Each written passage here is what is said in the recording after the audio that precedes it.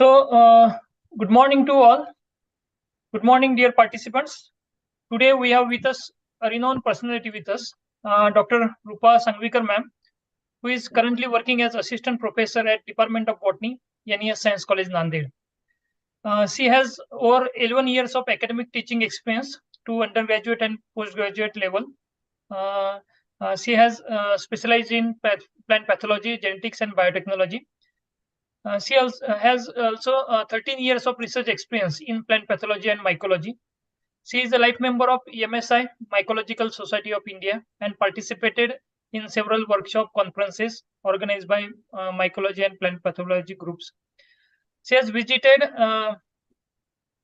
Royal Botanical Garden, Kew, London, to broaden knowledge of plant diversity by direct observation of specimens in their habitat, and also visited Cranfield University, England, to exchange research perspective in the field of mycology and plant pathology. Her research work has resulted into 14 research articles in refereed journals and 2 books chapters in elsewhere publication. She is also a recognized research guide in botany of SRTM University in Nanded, and presently 4 research students are working under her guidance. So, dear participants, today we have with us Dr. Rupa Sangvikar ma'am. I welcome on behalf of all the participants and behalf of Research Committee Science College, Nanded. Welcome, ma'am. Thank you, sir. Thank you, Dr. Marathi, sir. Now I request Dr. Sangvikar ma'am to start your presentation. Yes. Ma'am, please. Good morning to all my dear students. So can you see my screen? Yes, ma'am. Yes. Yes. Okay. So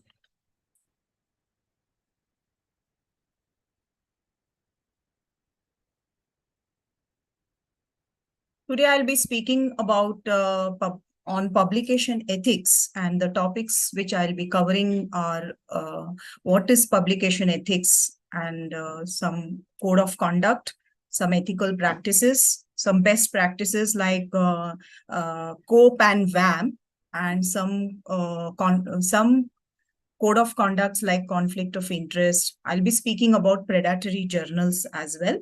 So I just hope an interactive session with all of you, and whatever questions are in whatever we have, we can just you can put it in the chat box. If I'm asking some questions also, I expect that you all answer it in the chat box, because most of the things you will be knowing, and because you have written PET exam. So let's start with the quote which was given. So I'll be introducing what is publication ethics.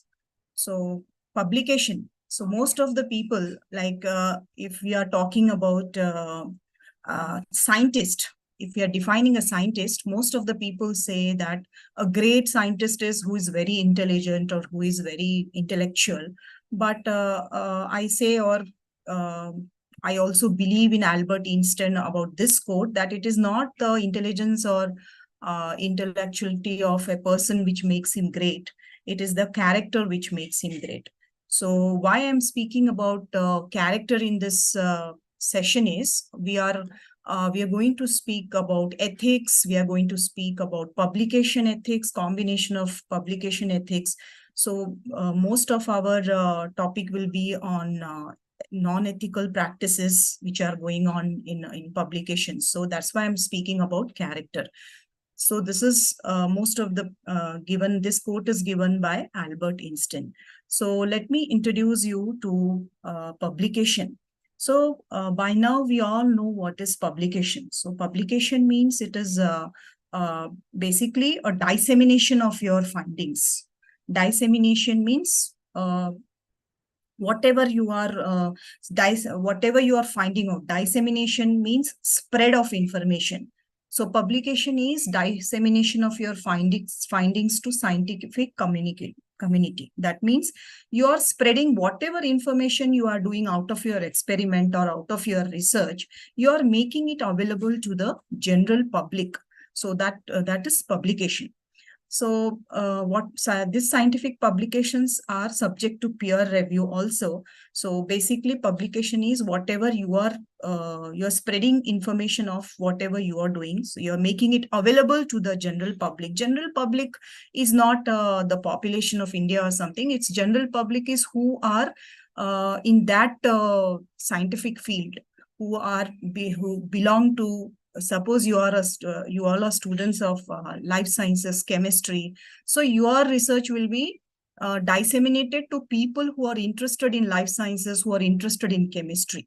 So your findings when it is spreading to the scientific community, then it is called as publication. Then what is ethics? Now I'm introducing you to the term or to the word publication ethics. So ethics, what do you understand by ethics? Can I get few answers in the chat box? What do you understand by ethics? Or you can just unmute yourself and answer the questions. What do you mean by the word ethics? Yes, I can see 17 participants. Anyone can unmute and try to answer, or you can put it in the chat box.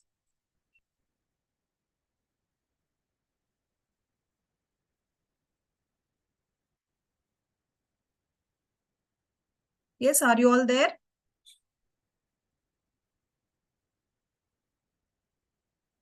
It is Yes, the ma'am. belief that what is morally correct or acceptable or right.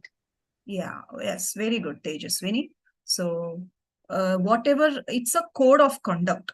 It is a code of conduct to be followed, or you can say it is moral principles. What right or wrong, we have to, we all have certain ethics in our daily life. It's like when we talk about our behavior or whatever we behave.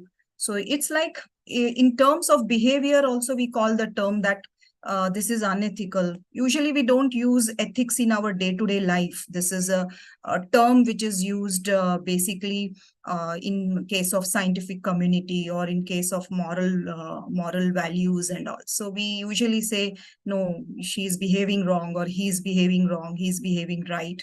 So that is like code of conduct. He or she is following the moral principles or not. So ethics is basically a code of conduct. So whether it is right or wrong. So one has to adhere with the principles. So it is a set of principles that is distinguishes between acceptable and unacceptable behavior of way of conducting a task. If you're conducting any task, how you're conducting it?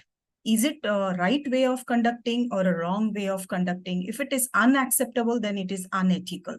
So any act or anything, whatever you are performing in terms of research, it should be acceptable. It should be an acceptable way of doing. So it's basically a conducting a task. So research ethics or publication ethics, I can say that it is a combination. It is a combination of publication and ethics. So basically what a publication is, so publication can be divided into phases, like if we are talking about the phases of publication, when you are publishing or yes, what do you mean by a manuscript? Can anyone tell me what is a manuscript? And who prepares a manuscript?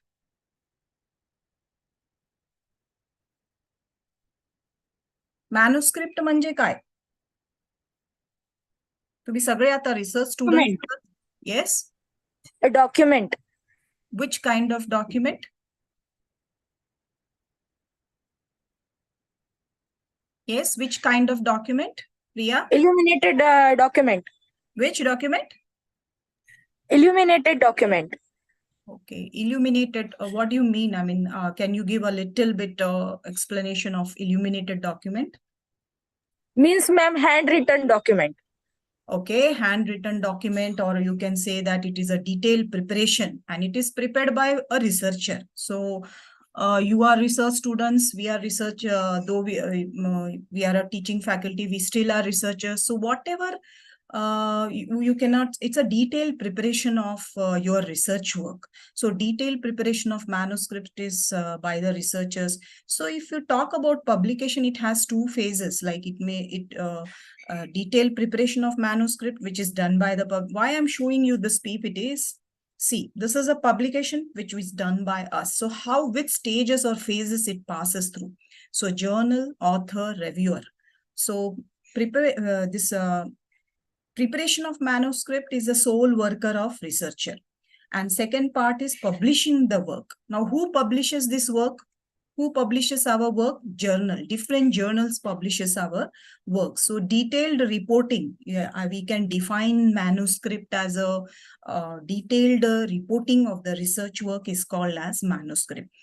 So few terms or few definitions which I am talking might not be there in the presentation, because presentation is just a outline or broad. So if you want to write down, it will be very helpful for you. So if you can say a detailed reporting of the research work is called as a manuscript. So after submitting the manuscript, it has to go through different phases. Like it has to just once you are submitting the manuscript, it has to go through different phases like peer review and production phase. Can anyone tell what is a peer review, if you know?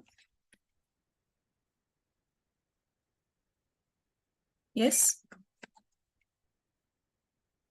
See, this is now your publication is there. It has to, you're the author, and it has to go under a review system also. It will not, any journal before your manuscript is published, it has to go through certain phases. It has to be submitted first. It is submitted by us, then it will go into the journal. Then there is a reviewer who will peer review the system completely, and then it comes to an acceptable state. So this is basically a broad outline of whatever you have published. So what is importance of publication ethics? So why publication ethics has to be followed? What is the importance of it? So we can say that publication is an essential component of developing a reliable and respected body of knowledge. It is a scientific truth, foundation of advancement, and it directly reflects the quality of the work, authors, and the institution that supports them. So important to agree upon standards of expected. So why all this, what is the importance is, whatever scientific truth is there, it has to come out. And publishing is one very essential component. If you don't publish your knowledge, how others will know, how others are going to know what kind of knowledge or what kind of publication, what kind of work or research you're doing. This should be communicated. So that's why publication is essentially a very, very essential component of any system. So it directly reflects.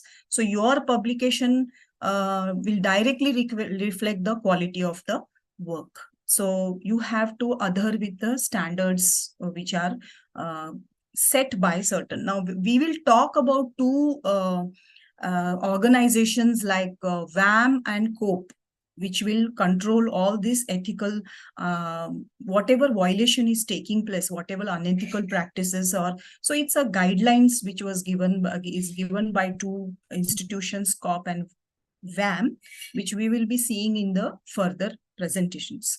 So why you have to, what the major importance of publication ethics again are to, so there should not be any ethical violation which are encountered during submission, review, publication. So you have a stepwise system of publication, submitting your publication. So now what all, why we are studying publication ethics, and why we are studying the importance of it, and what are the things which will happen if you do not have follow the ethics. So what are the ethical misconducts? I will tell you, they are called as research misconducts. Now we know misconducts or research ethics. Misconduct is if we are not behaving in a proper way. And if we take in scientific terms, let's talk about few very important research misconduct. So any wrongdoing in the research misconduct म्हणजे काय? Any wrongdoing, whatever is happening wrong in the research, that things have to be properly governed or organized way. So whatever the wrongdoings are happening in the research are termed as research misconduct. So I will talk about very important wrongdoings, जे काही wrongdoing होतं research मध्ये. So I will be talking about first one is data fabrication. So all these are research चे unethical practices जे होत असतात. This is so data fabrication. So it's again, whatever I'm discussing now is all misconduct which is happening in the research. Now there is always a confusion between fabrication म्हणजे काय आणि falsification म्हणजे काय. Most of the students get confused between fabrication and falsification. So apart from this, I will try to make you understand in more of the local language. So data fabrication. So this is again a research fraud. So if a person, he or she is just making up the data or result and reporting. Actually fabrication म्हणजे काय की just एक without doing any study, काही study न करता, काही research न करता, रिसर्च परफॉर्म न करता, if he or she is making up the data or making up the result and reporting it, that is called data fabrication. So, and the next one is falsification. Falsification means manipulating the data. So yes.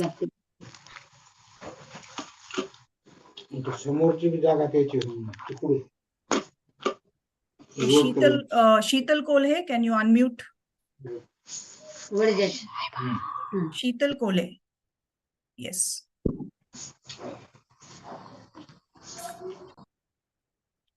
So let us talk about another unethical practice, that is falsification.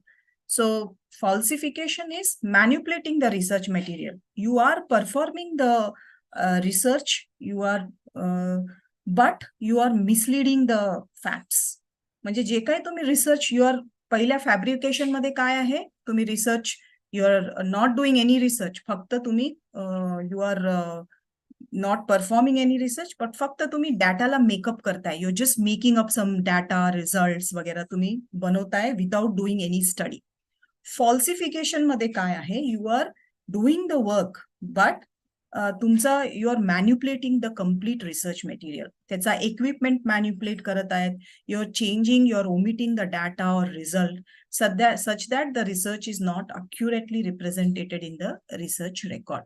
When you are falsification म्हणजे research, you are, तुम्ही for example life sciences किंवा केमिस्ट्रीचा student जर असेल and he is analyzing one sample, so he is analyzing, but what conclusion he wanted from that sample, HPTLC perform करून हा compound होता, for I'm just giving an example, but if you're not getting that compound also, you are showing that तो compound आलेला आहे. So this is falsification. म्हणजे you are misleading the conclusions. Though you are not getting the result, you are misleading the conclusions. So this is called as falsification. So there is the data fabrication, falsification. There are 4 to 5 very important ethical misconducts which you should be remembering. Like fabrication, falsification, plagiarism ahe, duplicate submission ahe. I will get to it. Now, I hope you understand the difference between fabrication and falsification. So fabrication is drawing conclusions without performing any study. Falsification is you're performing, but you're manipulating your research material. You're omitting the data, changing the results based on just your manipulating. So these are 2 important ethical or research misconducts. Then let's talk about a very important term, that is plagiarism. So plagiarism is it's another very important ethical misconduct. So it is appropriated of another person's idea. So by now, I hope most of you all know what is plagiarism is.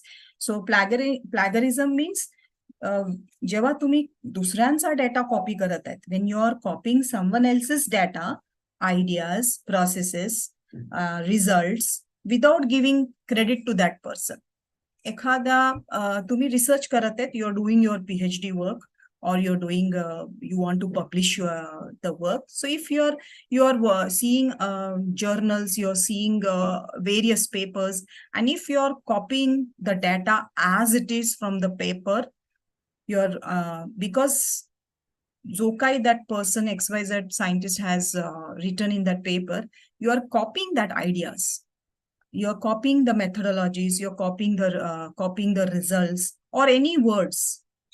No doubt you can copy, because you might tell की आम्ही own method कसे create करणार, आम्हाला paper मधूनच material methods घ्यावं लागतात, कुठल्याही paper वाचल्यावरच आम्ही मेटीरियल मेथड्स करू शकता. If you are that is valid, but you have to give appropriate credit to that person. You cannot show that it is your own material and methods. You have to cite, you have to give citation, or you have to give credit to that person. So plagiarism, in a simple words, I can say that it is just copying another person's data. It's a data or idea. So it is one of the very important research misconduct, I can say. So it might be this plagiarism again can be of different types. There are different types of plagiarism. Like very quickly, I will talk about different types of plagiarisms, like direct plagiarism. Direct plagiarism म्हणजे word to word तुम्ही copy केला तर त्याला direct plagiarism म्हणतो.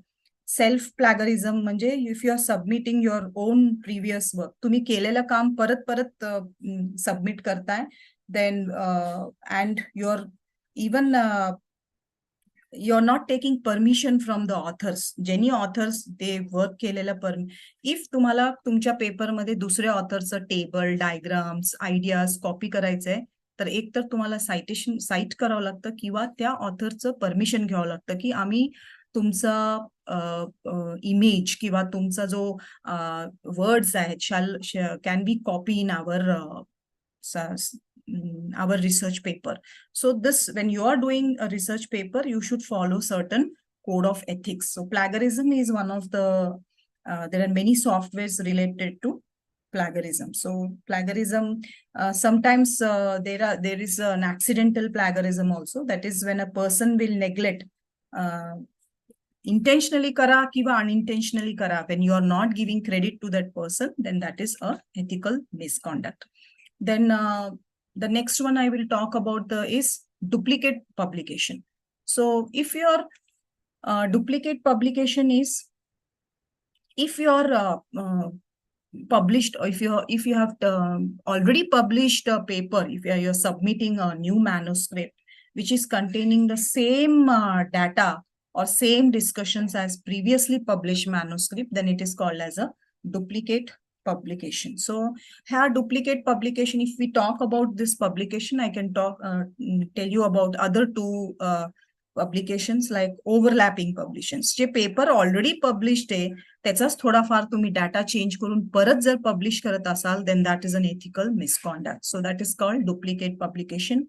And paper overlapping, same paper just तुम्ही थोडासा टॉपिकला manipulate करणं किंवा काही डायग्राम्सला त्या डायग्राम्सचा टेबल बदलणं, all this is overlapping publication. So duplicate publication, overlapping publication. त्याच्यामध्ये एक सलामी पब्लिकेशन म्हणून येतं. सलामी पब्लिकेशन मीन्स स्लाइसिंग, डेटाला स्लाइस करणं. तर तुम्ही रिसर्च करत असताना तुम्ही टेबल बनवता, फिगर्स बनवता. So if you're एक research तुम्हाला if you want to communicate to the research community, you have to give complete figures, tables, and explain it in a detailed way. But if you are slicing the data, you are being smart by putting एका paper मध्ये तुम्ही त्या रिसर्चची table टाकणं, मग दुसरा एक research paper बनवणं, त्यामध्ये diagrams टाकणं. तो सेम रिसर्च आहे, पण if you are trying to make slicing, if you are slicing the data of any research, that means you are making parts and making multiple publication, that is called as salami publication. Salami हा word लक्षात ठेवा, it is slicing. It's not anything new. What is salami publication म्हणजे slicing the data. तुम्ही पूर्ण data जे एका paper मध्ये टाकायला पाहिजे, you are being smart and you are just slicing the data and publishing it in multiple publications, then that is called as salami publications. So that was all about some misconducts of some important misconducts. Now we'll talk about another very interesting topic, that is conflict of interest. So how many of you are aware of what you mean by conflict of interest? Yes?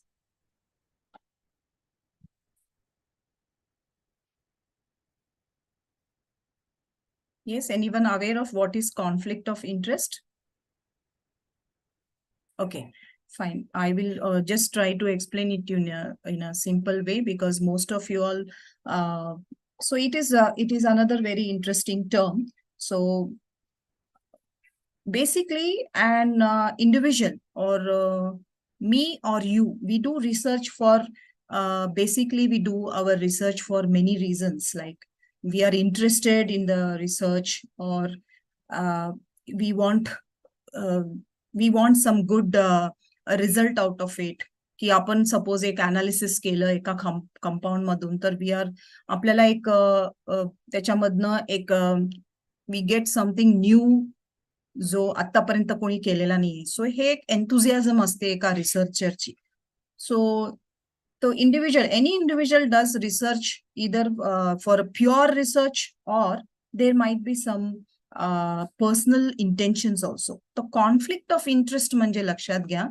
So conflict of interest म्हणजे when you are becoming personal, if you are doing research based on your personal interest, so for financial or non-financial gain, so that is called as conflict of interest. So financial interest ahe, non-financial interest ahe. Now you will say, what is this? Why it is coming between? Because most of the people will do, you want your PhD degree, you want to do job, ultimately that is financial only.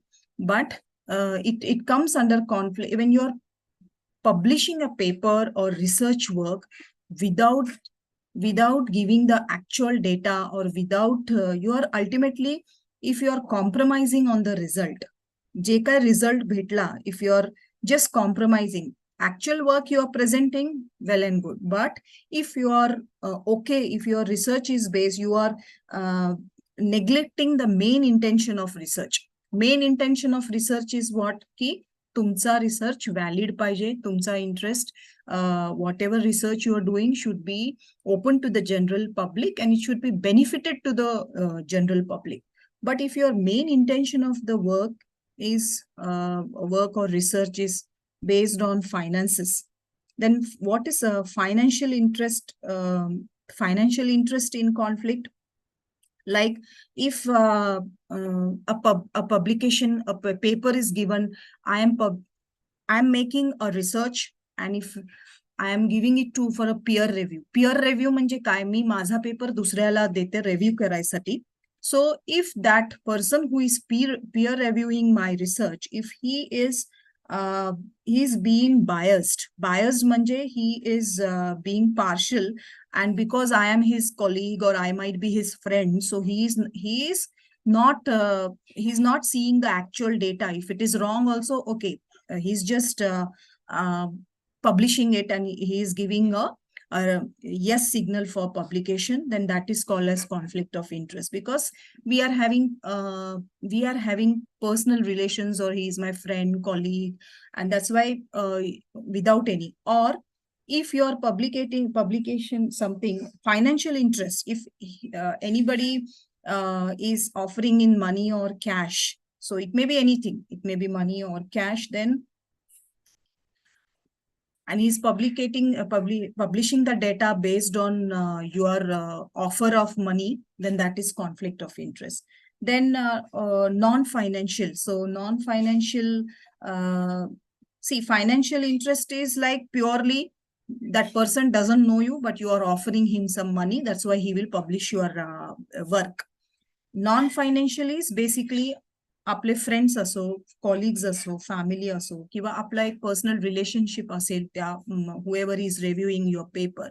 Then if he is not he's compromising on the research and just okay माझे friend आहे हे आहे म्हणून, if he's just publishing the paper, then that is called conflict of interest. So it may be financial or non-financial.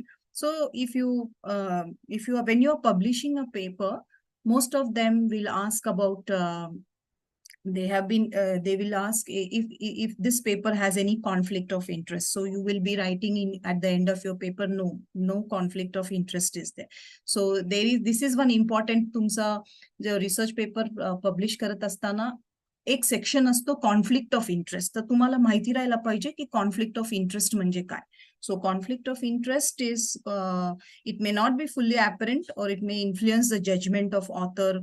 J author, reviewers, editors hey J judgment जर biased असलं त्यांचं, if the judgment is biased on some financial or non-financial interest, then it is called as conflict of interest. So again,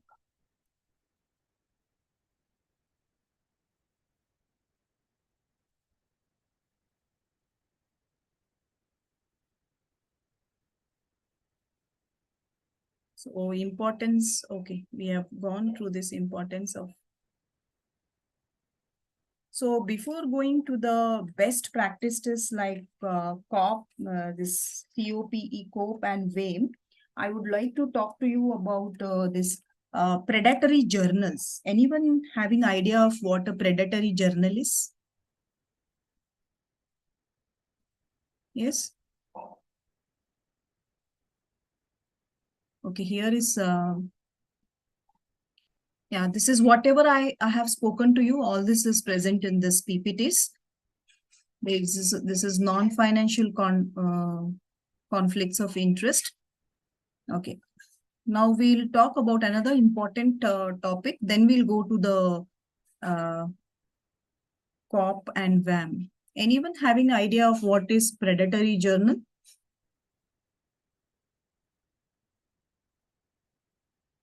Predatory journals or predatory publishers म्हणजे काय? This all of you should be knowing. That's why yes. The journals which are duplicated or copied. The journals which are Copied from original. Copied from Sneha. Okay. No, this I think you are. This is not. They are not copying anything. Copy करणं म्हणजे तो plagiarism येतो. We are copying from some other journals. That is called plagiarism. But I want all of you. Hereafter you will be publishing your data. You will be having you are going to do your research work. So you need to publish your data also. So you should know what a predatory journal or predatory publisher is.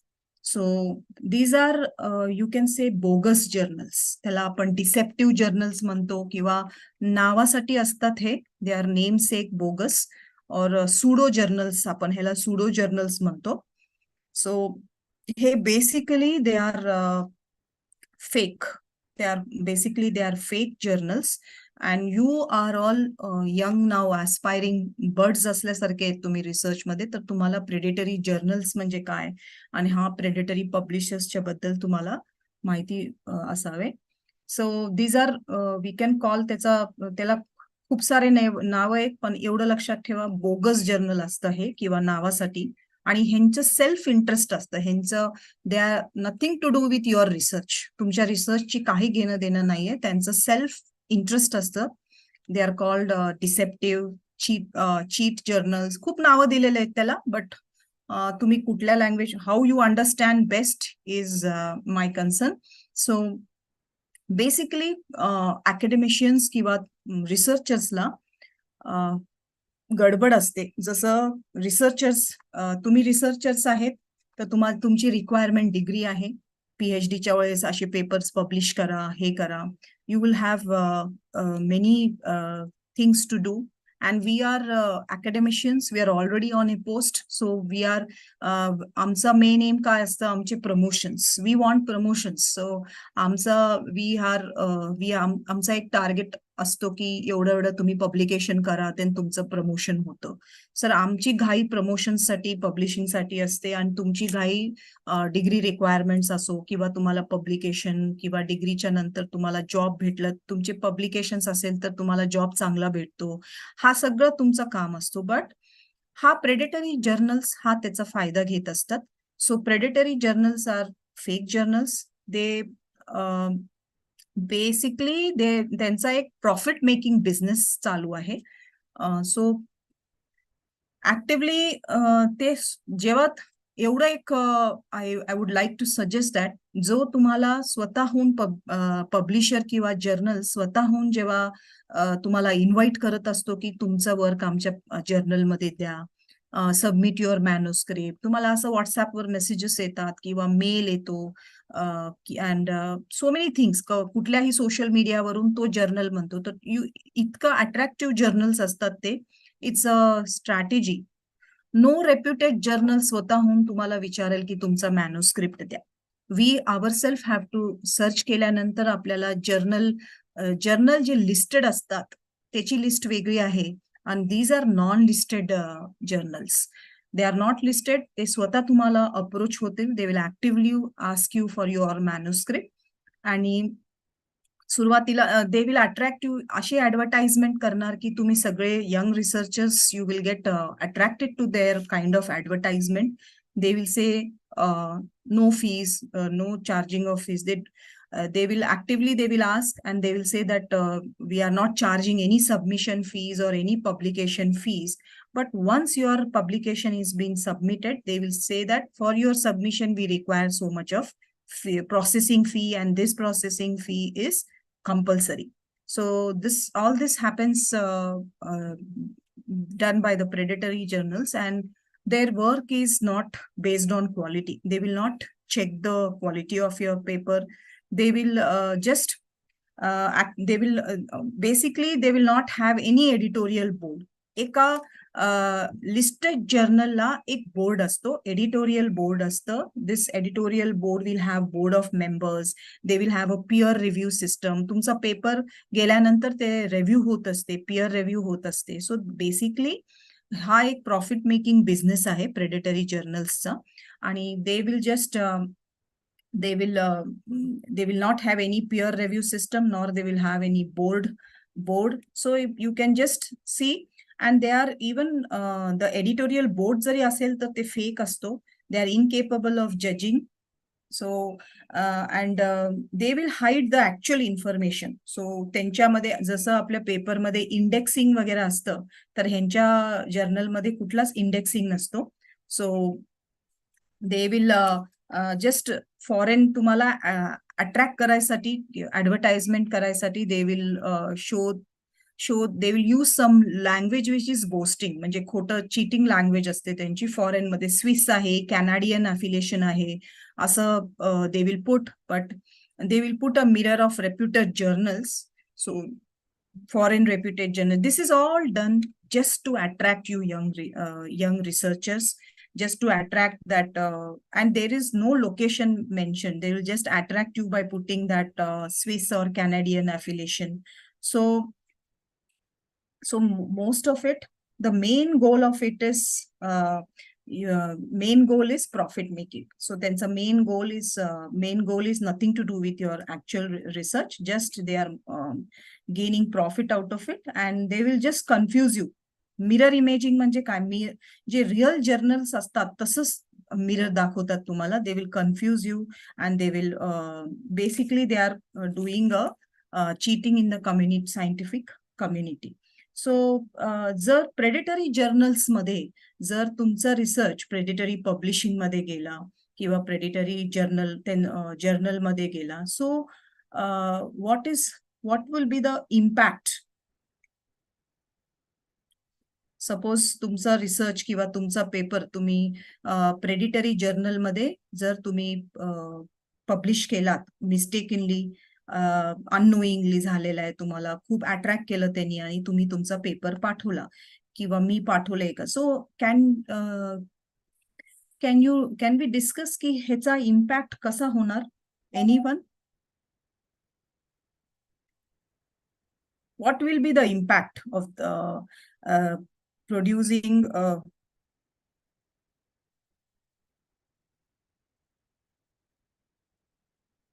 yes, anyone?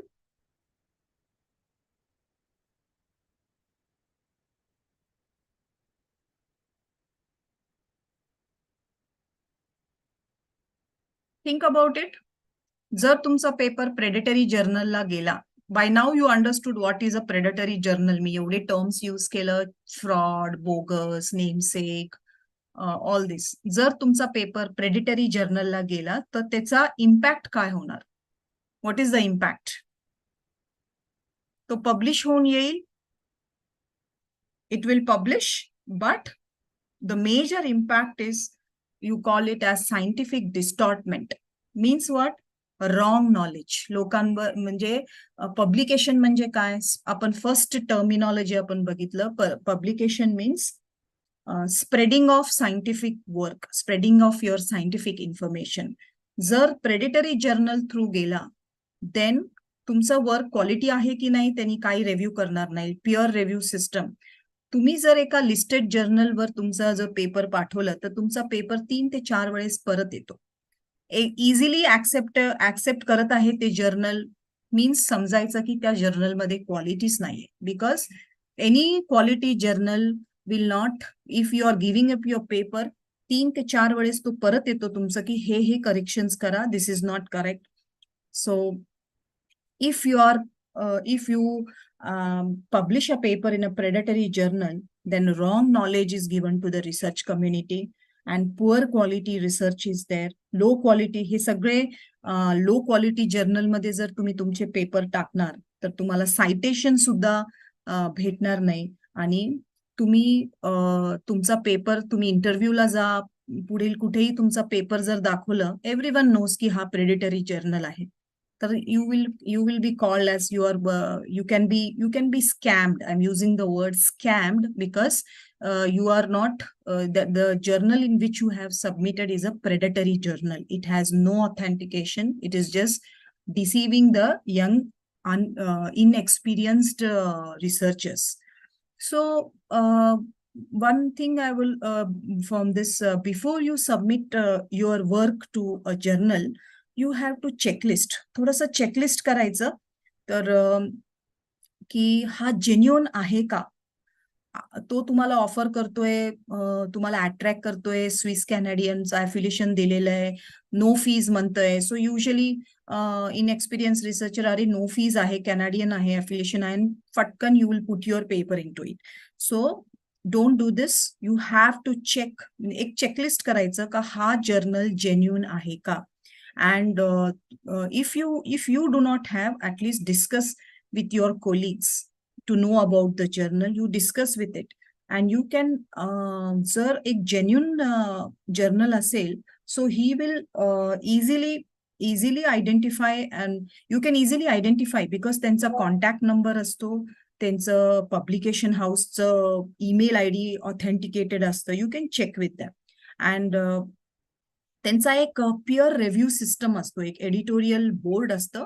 ते बरोबर they will tell you that तुमचा paper ह्या स्टेप्सनं जाईल. पहिलं peer review होईल, then you should know that yes this is the form of checklist you are going to do before submitting your work to any journal. आणि ते articles ते त्या जर्नल मधले इंडेक्स्ड आहेत का, आणि त्याचे फीसचे चार्जची क्लॅरिटी दिली आहे का, हे सगळं चेकलिस्ट आहे. आणि main important is you have to recognise the editorial board, की एडिटोरियल बोर्ड आहे का ह्या जर्नलला. Another the most important thing which we are going to discuss now is the whether this publisher or the journal, publisher किंवा journal member आहे का COPE आणि वॅमचे. So today, now we'll be discussing about these two organizations, COP and WAM. So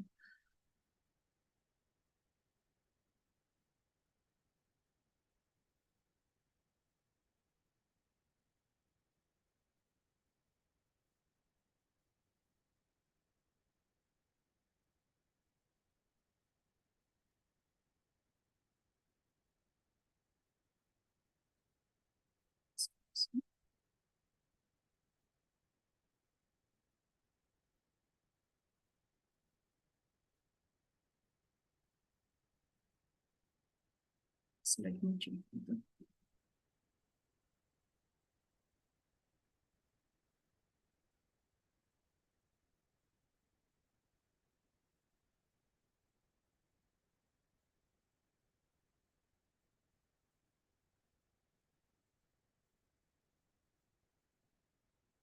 Okay. So WAM and COP. So what is this WAM and COP? So WAM, full form of WAM is World Association of Medical Editors. So this was established in 1995. These WAM and COP are two associations which will you can say that they are regulatory bodies. So regulatory bodies, or you can say that it is an association of editors. Hi, प्रत्येक regulation साठी एक organising bodies असतात. सो वॅम आणि corp एक असे organising bodies आहेत. ते non profit voluntary association आहे हे एडिटर्सचे. तर याच्यामध्ये this WAM stands for World Association of Medical Editors. This was established in 1995. So it's a non-profit organization which is associated with many editors are present in this. So all your basically this is for the main goal of this organization is to improve the editorial standards for professors in medical science. So medical science मध्ये editorial standards, and this organization will encourage the research. So there is a membership fee, but it is made for international cooperation. सगळे जितके medical सायन्सचे internationally आहेत, सगळी publishing system हा control करतं वॅम. So it will improve so it will provide worldwide cooperation and communication among editors. So ha organization करायचा main what is the most important intention is की सगळं एकत्र whatever the medical science मध्ये जे काही publication होत आहे, so it is under one head. एका हेडच्या under मध्ये it will provide communication, it will provide cooperation among the editors. And mostly this organization sees that जो काही पेपर येतो, जो काही रिसर्च होतो मेडिकल सायन्स मध्ये, it is following proper guidelines. It is not it is regulating with all the regulations of unethical practices and all. And original publication, जो काही original publication आहे त्यालाच एंटरटेन करतं हा ऑर्गनायझेशन. अँड इट इज जे काही original publication आहे, it is well documented and it is based on clinical and laboratory research. हा medical सायन्सच्या ह्याच्यासाठी आहे. सो it is control by board of members. So and all the doctors or physicians should be well informed about the guidelines of this WAM. की तो paper जर documented असेल, quality असेल, तोच accept होणार. It should have certain standards. तर त्यांनी एक स्टँडर्ड सेट केलेला आहे. So this is one of the highest level of ethical medical journalism. तो हा जो ऑर्गनायझेशन आहे, सो एक खूप high standards of medical journalism maintain करतं. सो त्याचं so this is WAM is for World Association of Medical Editors. Then you have this another is COP, COPE, COP. So again, this COP is also another WAM and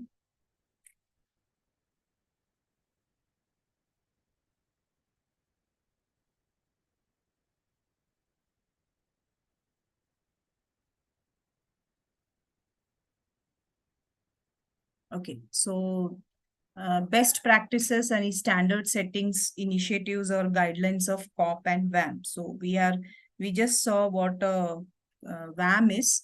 Then COP. COP, the full form of COP is Committee on Publication Ethics. So this is a committee on publication ethics. This was founded in way back in 1997. So it is governed by responsible editors. Again, same thing. हे दोन्ही organizations आहेत. हा एक international organization आहे, COP, and it will promote again the best practices. Publication मधली जे best practice आहे ते हे promote करत असते. So it is basically, it promotes integrity in the research.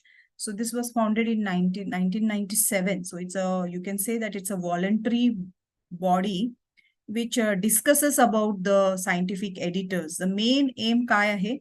How to deal with the issues and develop good practices.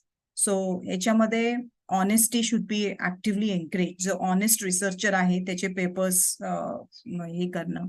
So guidelines, it should follow a certain way of guidelines.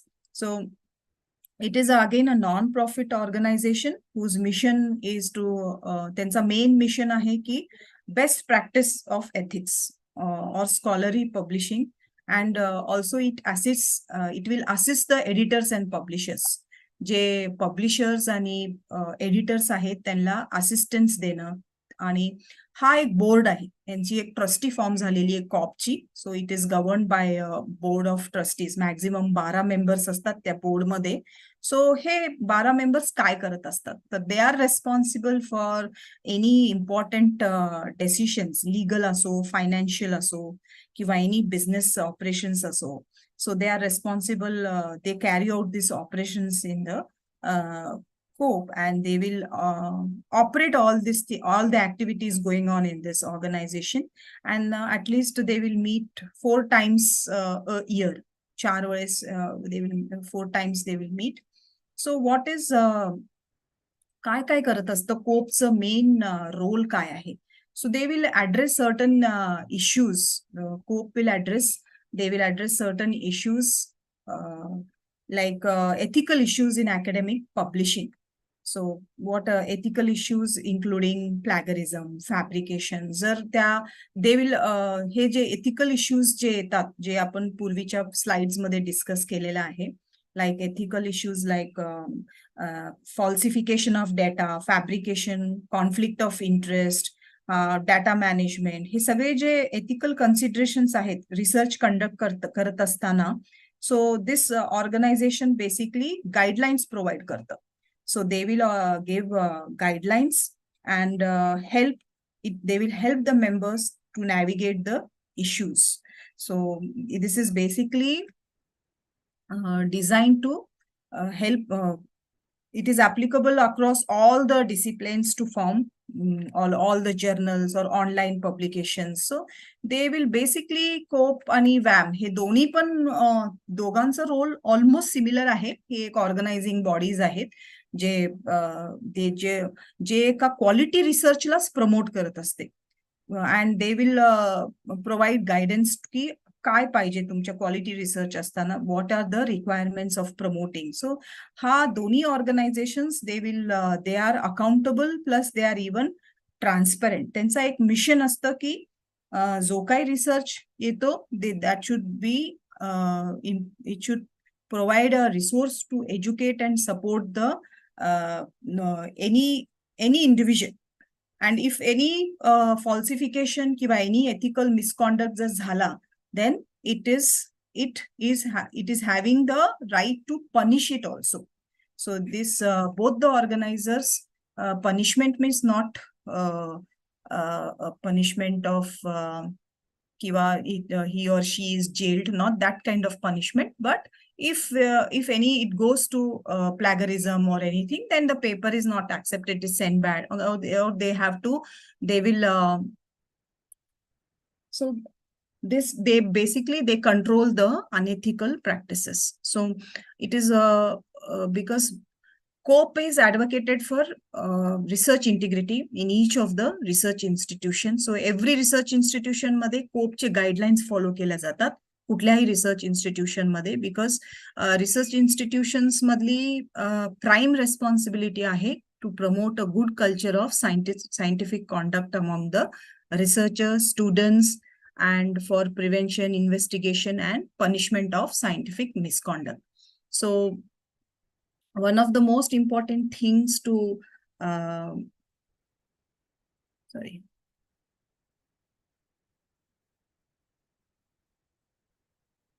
So how can you prevent from all this ethical misconduct? We saw plagiarism, we saw falsification, we saw different types of non-ethical practices, about predatory journals. We learned about predatory journals. So how can you prevent all this? So institutions, any research institutions, they should have a clear and transparent functioning on ethical research policy, not only on the ethical research policy, but also on ethical publications. And there should be a very strong peer reviewing system. So I hope you understood what is a peer reviewing system. Peer reviewing means your paper will go into different stages. Someone will peer review your paper before it goes to publication, and they will review your paper. They'll check your paper, and if it is not maintaining certain standards, research standards, then they will send your back your paper, and they will ask you to add a few more quality images or quality tables, so that basically एक standard follow करणं. Peer review system मधून जाणं म्हणजे your paper will have a quality work. So it will using latest technological support. So to check this ethical misconducts, there are many technologies, many softwares to check if your data is plagiarized. Plagiarism J softwares आहेत जिथून तुमचा data copied आहे का ते सुद्धा that softwares will tell. So they use it. So this is whatever I'm talking is it's a role of institution. They should be using a latest technological support, strong publication ethical policies, and active monitoring, protection of whistleblowers, cooperation between journals and research institutions, better education on publication guidelines and ethics. So COPE आणि WAM ह्याचे guidelines सर्वांना सगळ्या इन्स्टिट्यूट्सला mandatory आहे follow करणं. COPE आणि WAM चे guidelines follow करणं, जर्नल्सला सुद्धा COPE आणि WAM चे गाईडलाईन्स फॉलो करणं मॅन्डेटरी आहे, so that there is no publication or ethical misconduct in your publication or in your research work. And punishing the culprits, but be careful that innocent is punishing the culprits is not publishing their data or their sending them a warning or whistleblower म्हणतात त्याला. तर so you should also see that the innocent are not victimized in this process. So this is all about few ethical practices and publication ethics. Thank you very much. If you have any questions, I am free to answer your questions on. Yes.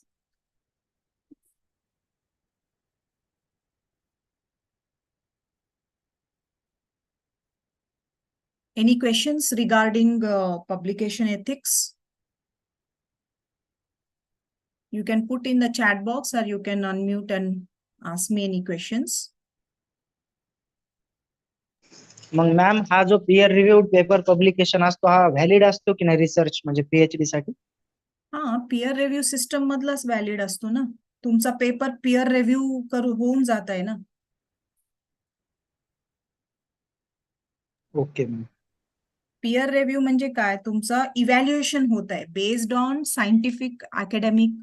तुमचं work किती professional आहे ते बघायसाठी एक team असते. त्या टीमच्या through तुमचा paper pass होणं म्हणजे पीयर रिव्ह्यू सिस्टम आहे. तर प्रेडेटरी जर्नलमध्ये कुठलीच पीयर रिव्ह्यू सिस्टम नसतं. तुम्ही प्रेडेटरी जर्नलला सबमिट केल्याबरोबर तुमचा पेपर ऍक्सेप्टही होतो, पब्लिशही करून टाकतात ते. सो तुमचा पेपर एका सिस्टम मधून रिगरस पीयर रिव्ह्यू जर झालं तर it is suppose to be a quality one. Okay, ma'am. Anything else?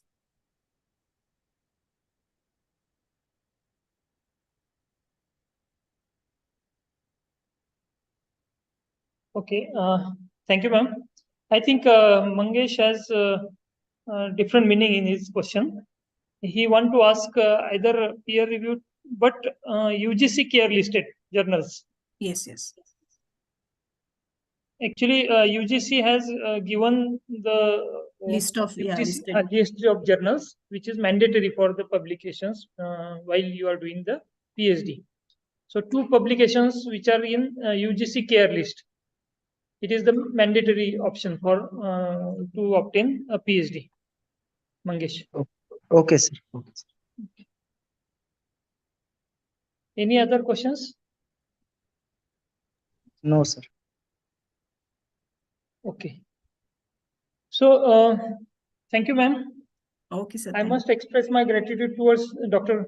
Rupa Sangvikar ma'am for giving very nice and excellent lecture regarding the predatory journals, regarding the ethics in the research, because this is very important topic. As today's world, it is going for chat GPT and all these AI tools are available. So it is very important that you should do your research in a pure way. So thank you very much, ma'am, for enlightening our students with such a very important topic. So on behalf of all the participants and behalf of Research Committee Science College Nanded, I thank Dr. Rupa Sangvikar ma'am for giving this lecture. Thank you. Thank you, sir. Thank you so much. Okay. So, dear participants, now we are moving towards our next lecture. So, our next guest, Dr. Jaiprakash Dubey sir, is with us. So, I welcome Dr. Dubey sir. Dubey sir, are you there?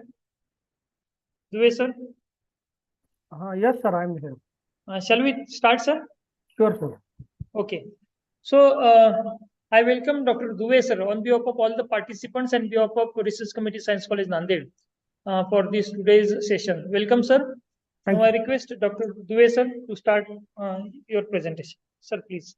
Yes, sir.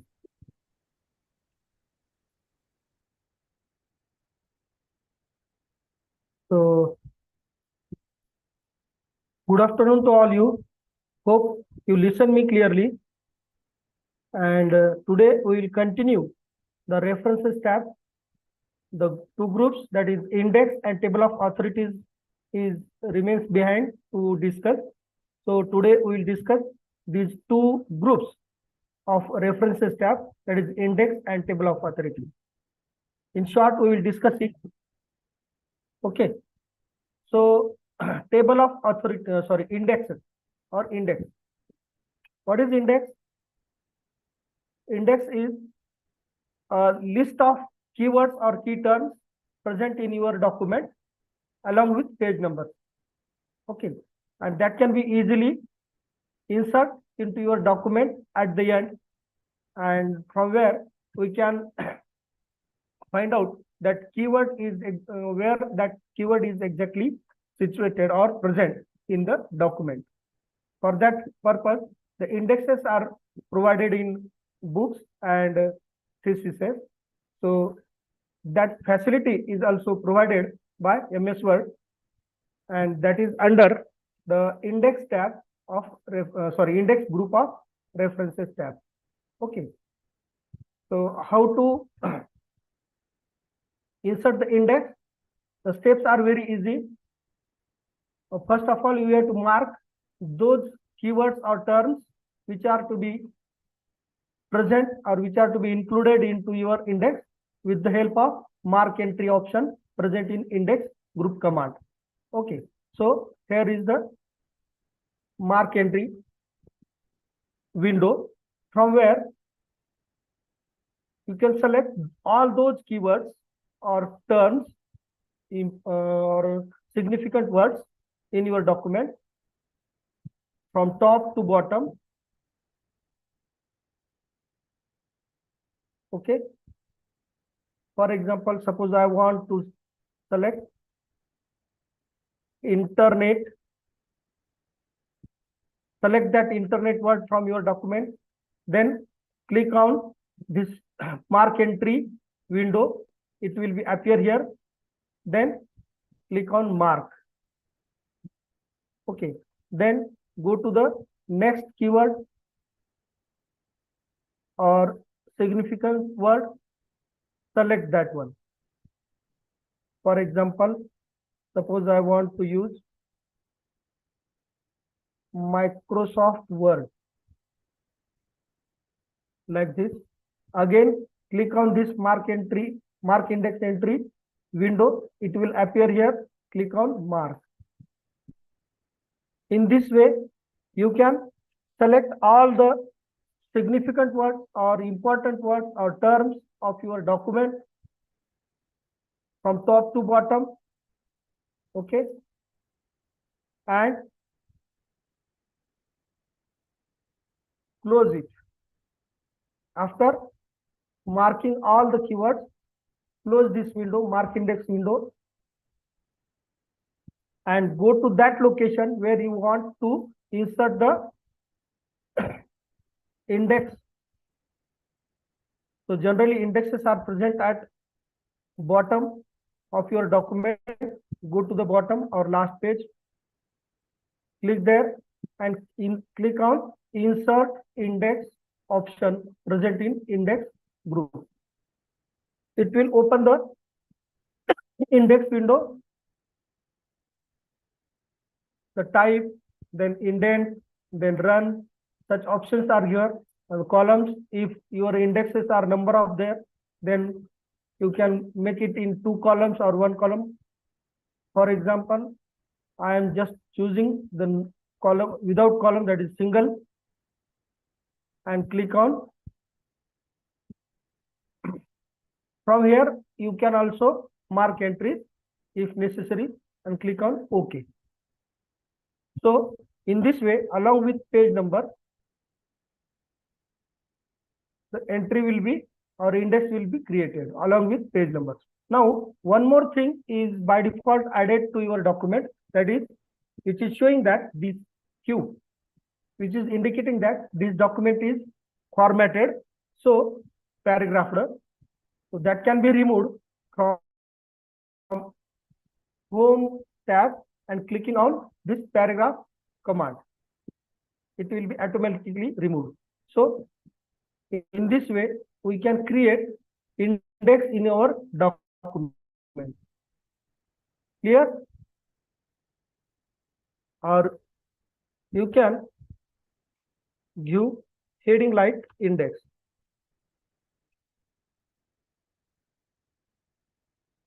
And below that,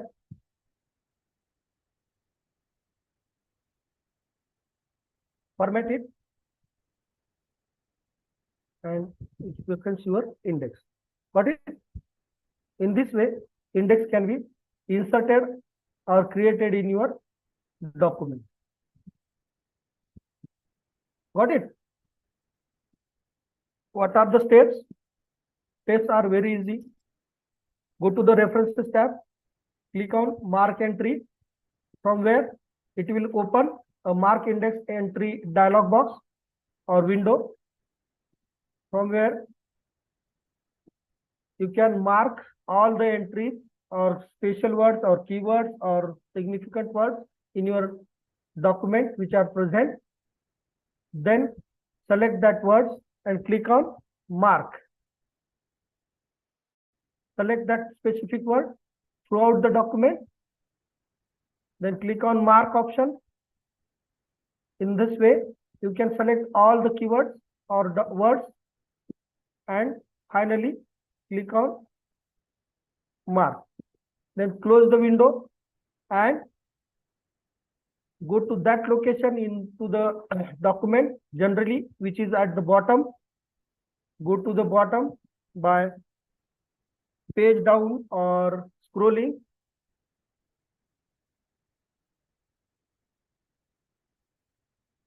Okay. And click there. Type the index, whatever it you want to. Then click on insert index option present in index group of references. It will insert the index. Got it? Okay. In this way, we can insert the index. Now, update index. So, if your document is extended or if you have typed some more pages into your document and from where you want some special words or keywords into the index, that can be updated. That can be updated. So for that purpose, you can also mark those new words and click on update index. You did not require to separately index a new index, insert new index. Just click on update index. That entry is also be added to this previously created index. Got it?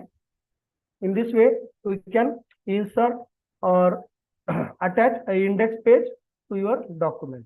Got it? I will remove all these settings.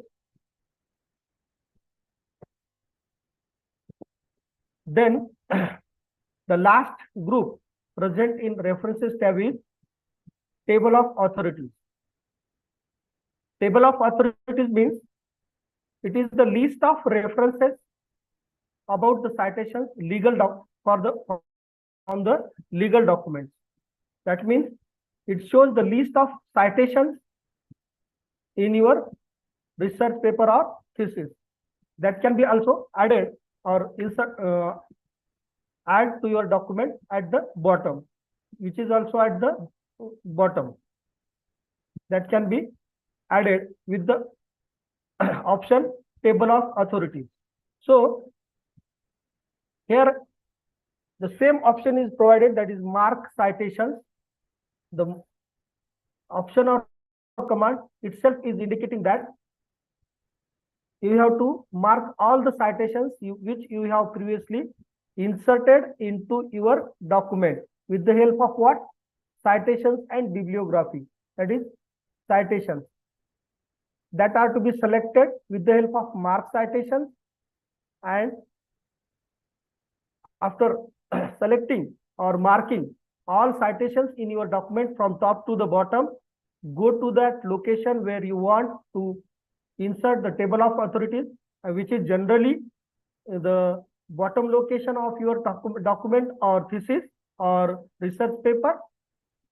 Just click there in the document and click on insert table authorities option. That will automatically insert the table of authorities or references. So you can also put a heading or title like references or table of authorities to your document. One more thing is that is important one. You can categorize the title of authorities. You can categorize the table of authorities. So that categories can be add here with the help of categories options. Generally, these are the categories, that is cases, status, authorities, rules. Okay. If you want to add your new category or group, select that number. Generally 7 are by default. The 8th one is blank. So select it, add the group or category as per your requirement and click on replace. Then next, add the category and click on references. And at last, after entering all the categories, click on OK. That means the table of authorities will be grouped category wise. Okay, will be grouped category. Generally, we use resources. So the single category is there in your document, in your thesis and research paper. Okay, and the document will be more legal. So in this way, we can insert table of authorities in your document. Got it? Anyone, any question? So these two groups today we have discussed. If anyone has any question,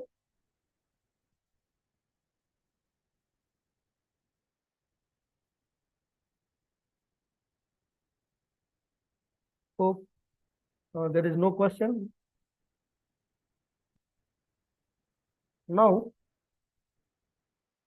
we move towards the next group or tab, that is page layout. I think we have missed it, page layout.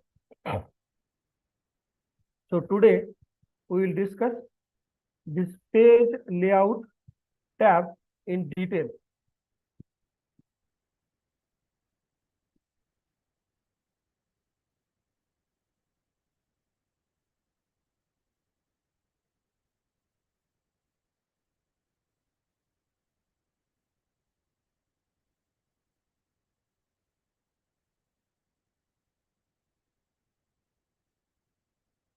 Yes, it is here. It is, yeah, page layout tab. So this is actually the third tab present in on the ribbon of MS Word 2007. The page layout tab is the third tab in the tab list ribbon. The page layout tab holds all the options that allow you to arrange your document pages just the way you want them. As per our requirement, as per our need, we can organize or arrange the page and document with the help of page layout tab. You can set margins, themes, apply themes, arrange your document, then orientation, then page size, then sections, then line breaks, or if you want to display the line number, that can be displayed with the help of page setup tab or page layout tab. The page layout tab will looks like here, or you can see at the top of this screen, which I have opened here. The first group is what? Theme. The second group is page setup. The third group, page background. Fourth group, paragraph. And the last group is arrange. Such a 5 groups are there under page layout tab. So we'll discuss all these in some more detail. The first group is what? Themes group. So what is the themes? The default themes, default page setup is given or provided by Microsoft Word or Microsoft Organization to help you to create more sophisticated and more professional documents. And that group is the first one. You can see here under the themes, number of themes or formats of your document are provided like this. Out of that, you can choose any. Generally, for our thesis or writing, we choose a blank document without using theme, because if we choose any theme or format, the by default formattings will be applied and which are not required. So all the formattings are not required in our thesis writing. That's why we use the blank one.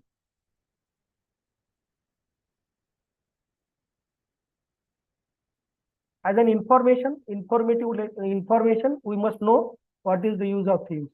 Then we can change the colors of themes from the color palettes and fonts,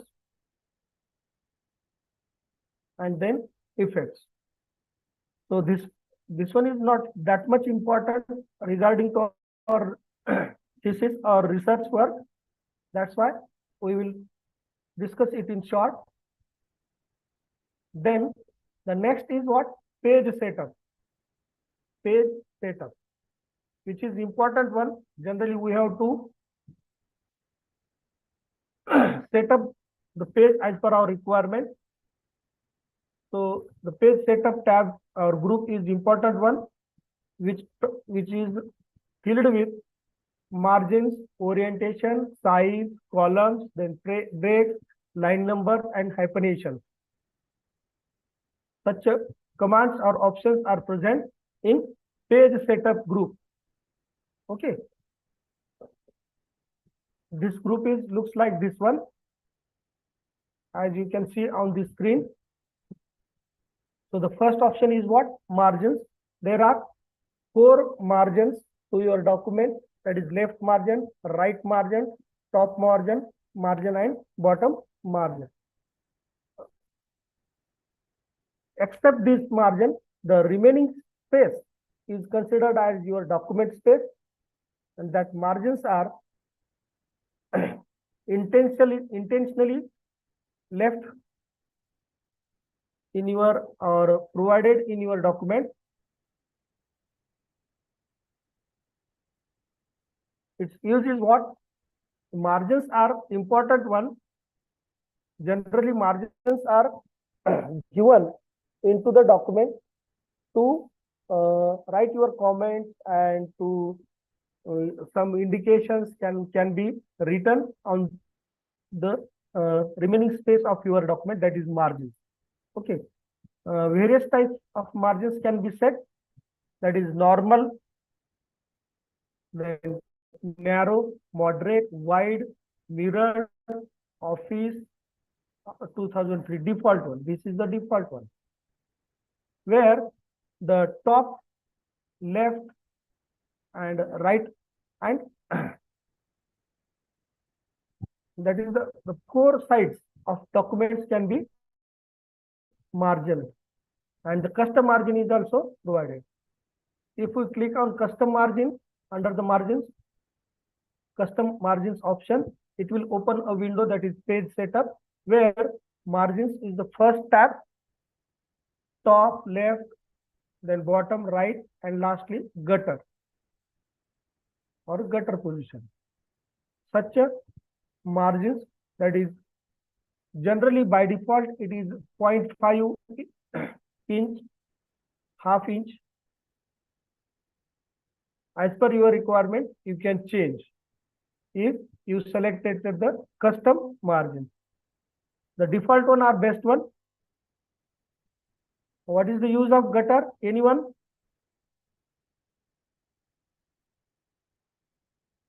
And generally gutter position is to the left side of your document.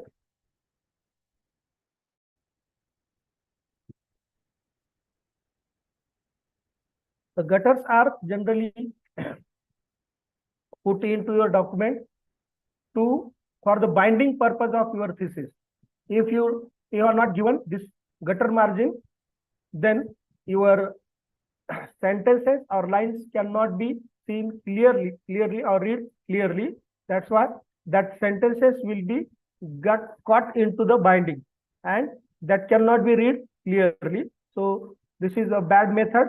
So to avoid it, you have to also provide some gutter margin. Generally, it is also 0.5 inch.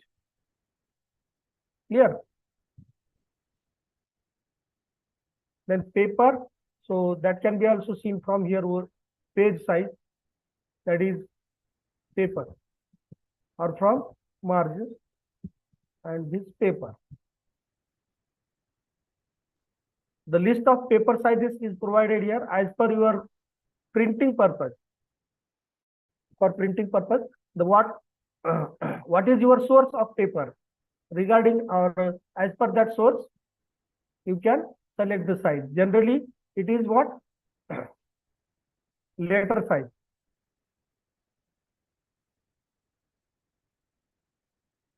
Then legal, A4, or etc. Provided there. As per your paper resource, you can select that. Generally, standards are A4 and letter or legal. So these are 3: A4, then letter, and legal. We can see the margins of A4 size, that is, as shown here. In width, it is of 8.27, and it is in height, it is of 11.69 centimeters. Got it?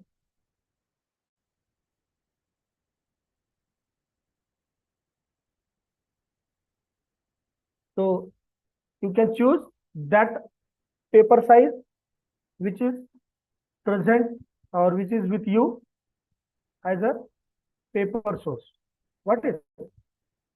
If you choose wrong paper size, then your printing will be wrong. Proper printing will not be takes place. That's why you have to choose the paper size perfectly. At the time of printing, it will create problems. That means the document will be out of your paper, or some matter cannot be printed properly on your document if you have not chosen the paper size properly. Then orientation.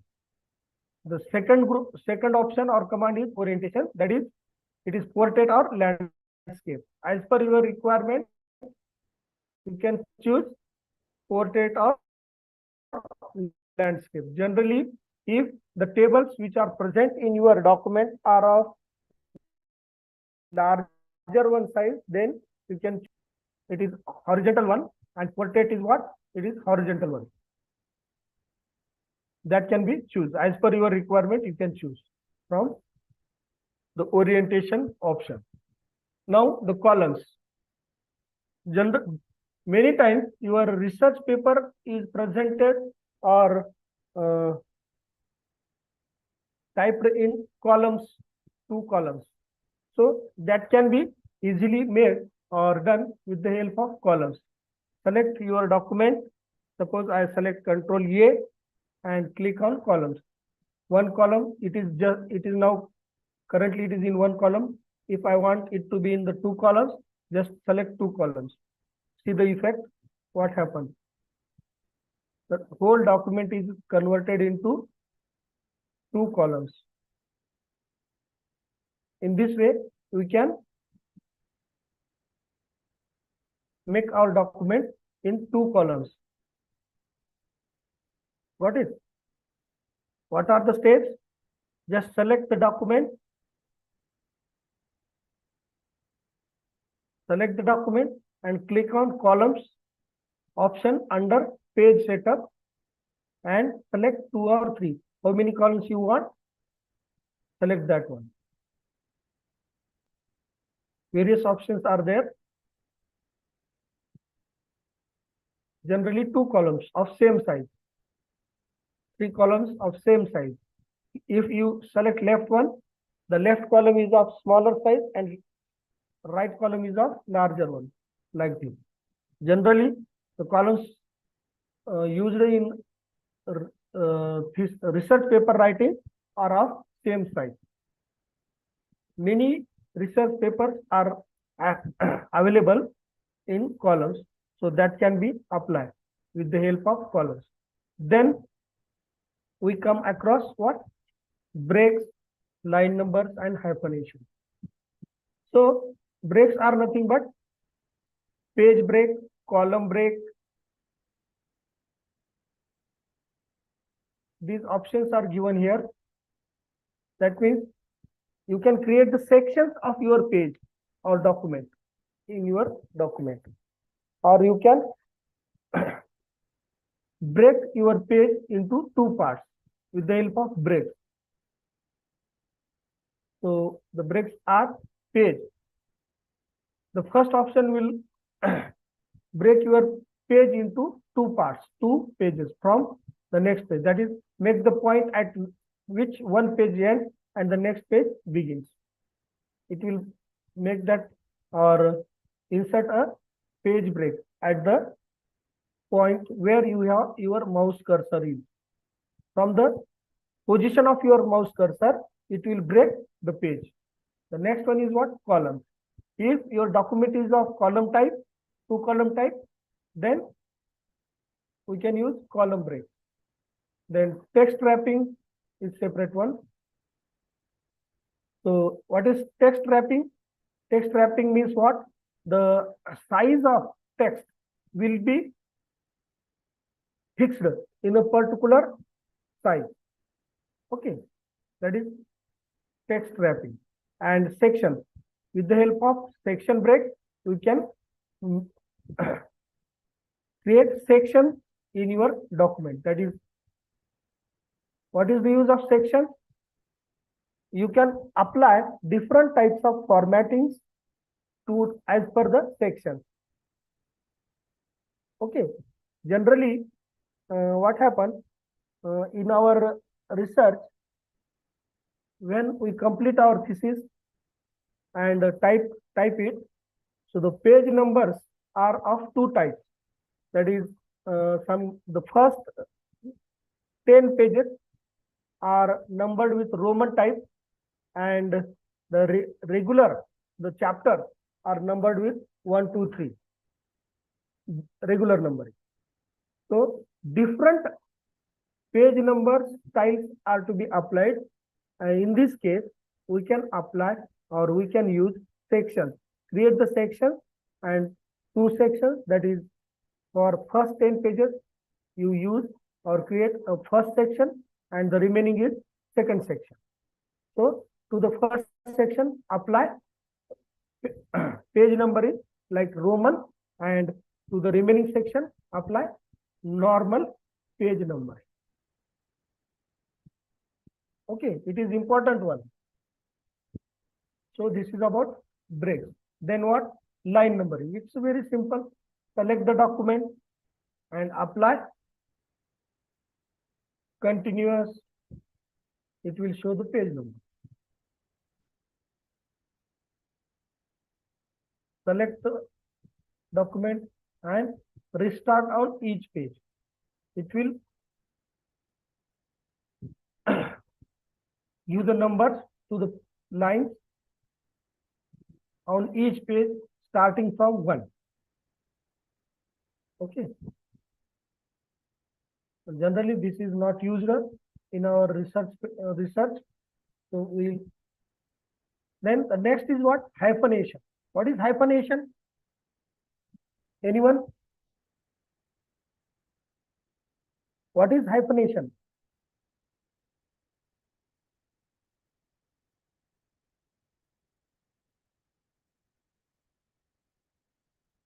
Hyphenation means what? If your word is of word's length is longer one, and it cannot be adjusted on the same line, and the sum of the part of that word goes to the next line, and we indicate that the splitting of word is on 2 pages, 2 lines with the hyphen. Okay.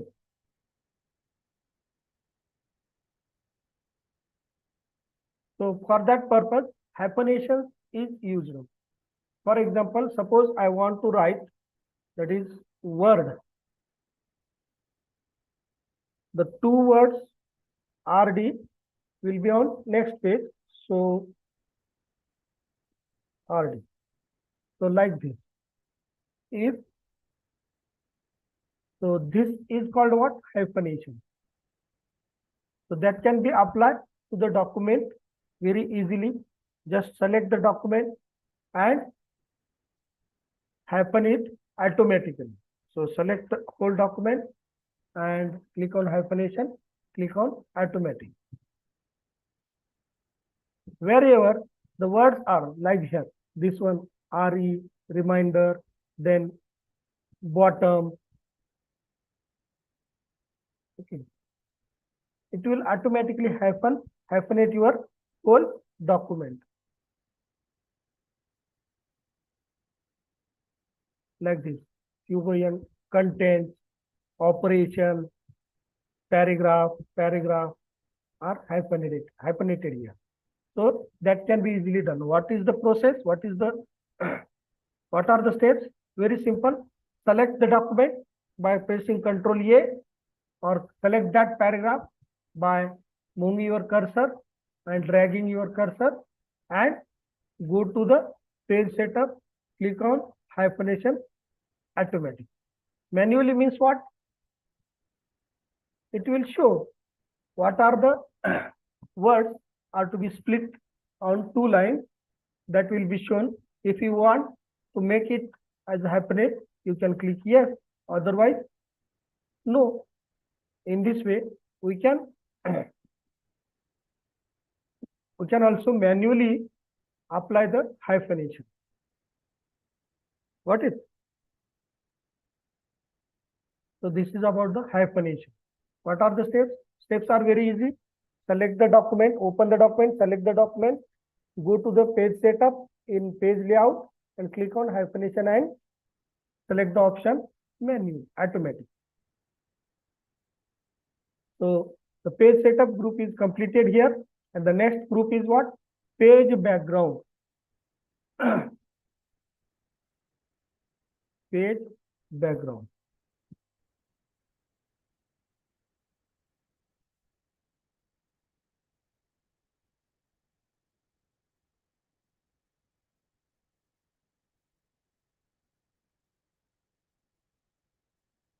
It is the third group in the page layout tab. It contains the 3 options or 3 commands, that is watermark, page color, and page border. What is watermark? The faint, very faint letters or words can be shown on your all the documents of all the pages of document if you want to put it. That is watermark. Like this. Suppose I want to apply the watermark, it will ask custom mark, watermark, picture watermark, text mark. Suppose English United.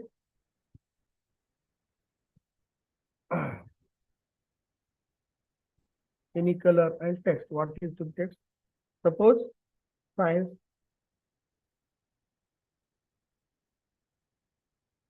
Nanded. Apply. Okay. So you can see this watermark, that is Science College Nanded, is applied to all the pages of my document. So that can be easily done with the help of watermark option present under the page layout tab of page background. To the background of your pages, you can apply or insert watermark.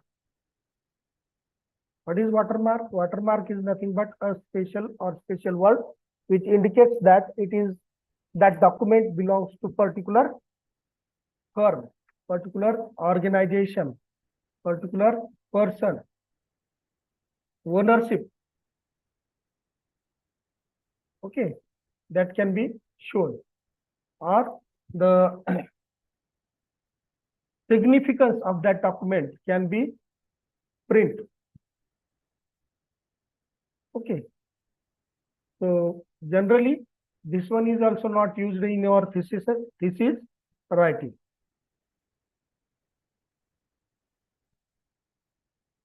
Then page color.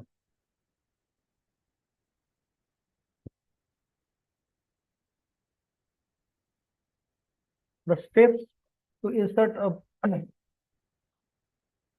watermarks are provided here. Open the document that has the picture that you want. You can also put a picture or image as a watermark. Go to the page layout tab, select page background, click on watermark, click custom watermark, then click the text watermark and type your text and click on insert. Then page color. To add a flashes or excitement to your document, change the background of your color or color of the page with the page color button. How to do it? Click page color, then pick the color you want under the theme colors or standard colors. Click more colors and then click open it. Add gradient, texture, pattern, etc. Fill effects, select it, and at last click on OK. So like this, very simple. Themes of the color, or this is the standard one. Particularly, this is no color. If I select specific one, or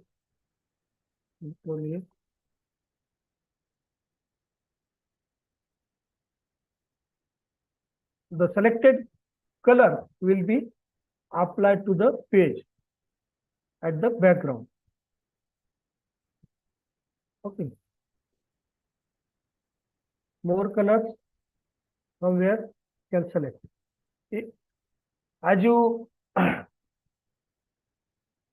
have expertise in MS Word, you can use all these palettes also very easily.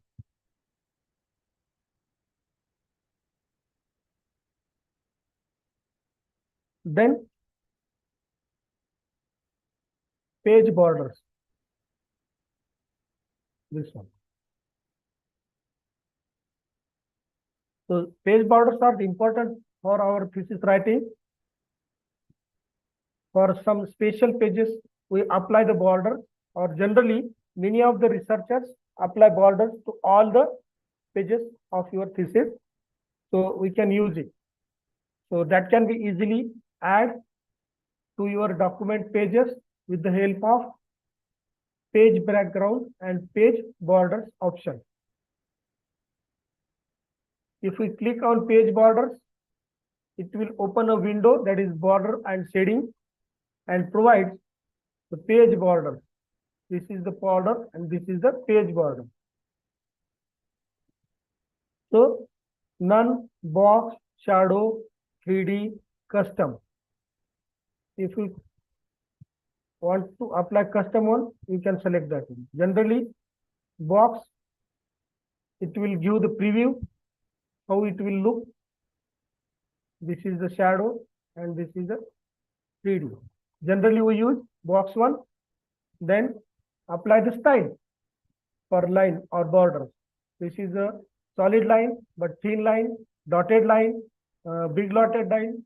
The dots are very long, dot and small dots, and the various colors to that line. And the size of or width of that line can be increased from here. Suppose I want to select this border and I want to make its size like this one and apply. So you can see the borders can be applied. Generally, smaller borders are used. My favorite one is this one, that is box.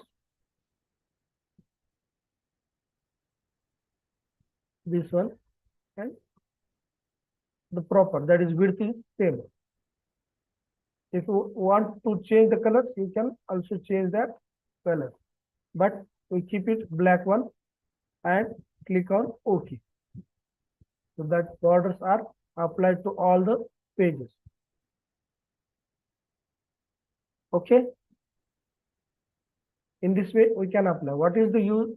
How to apply the border? You can set the border or apply the border style for your document page with the help of options page border in the page background option. When you click on the page border option, it will open a borders and shading dialog box or window from which where you can select the proper border to your page.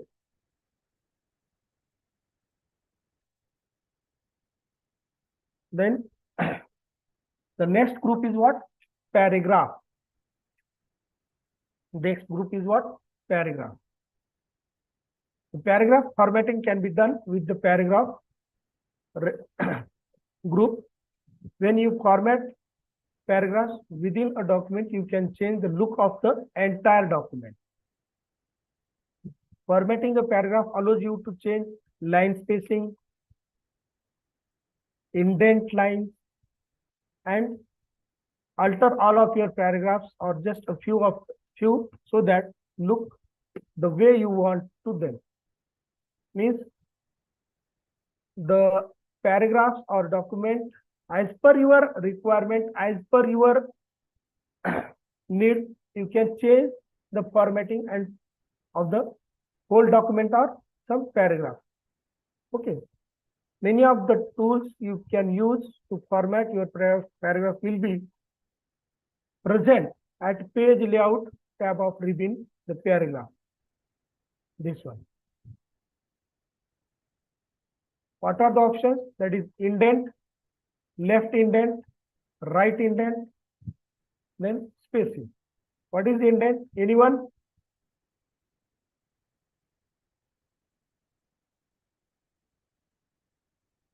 So if we apply the view under the view section or view tab, the ruler is opened, then it will show. So we can set now the indent, and that can be easily seen here. Okay. How to set the indent? Go to the references, page layout, and increase the indent. What is the change? You can see.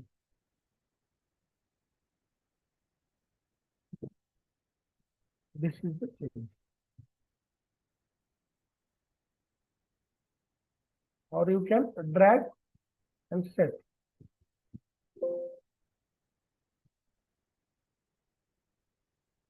Okay, it's 0 now. You can change left indent. That means the space bar will be added. If I click on tab button on the keyboard, it will be of 5 spacing. That can be set. Okay. Or right indent. So that indents can be set with the help of left or right indent options present under paragraph. Then spacing of line, that can be set. So select the paragraph, and it is actually it is auto. I want to increase it. So what is the difference? The space before line can be set with before, and space after line, that can be set. That means after the paragraph, what will be the space? That can be set. Okay. That's why we can easily figure it with the paragraph from where the paragraph is started or the new paragraph is there. Generally, the tab itself is indicating it is a paragraph.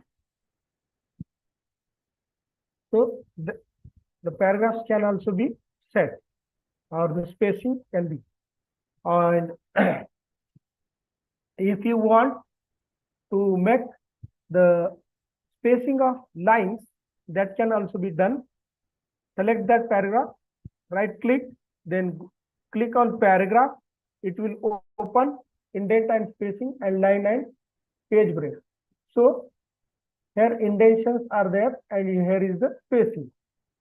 From where line spacing is what? Single. If I want to make it as a double, you can change it to double and click on OK. See the difference.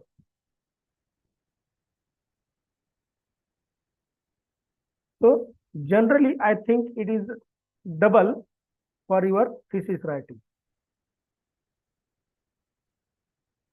Currently, there is no spacing within the line.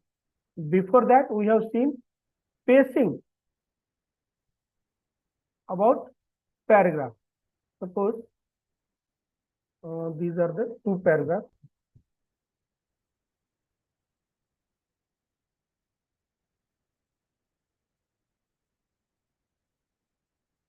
And now I apply.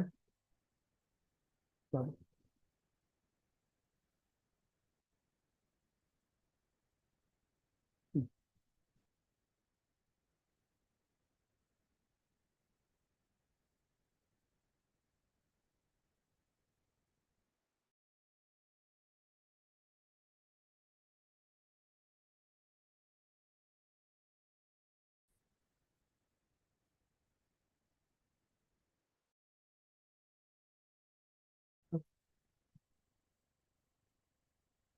So in this way, we can increase or decrease the space between two paragraphs or two lines.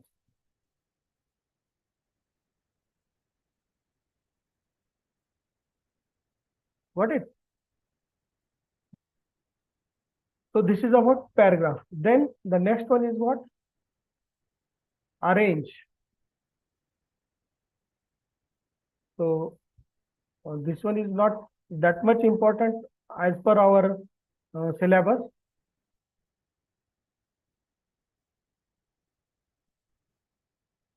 Generally, grouping for your shapes, for example, I insert some um,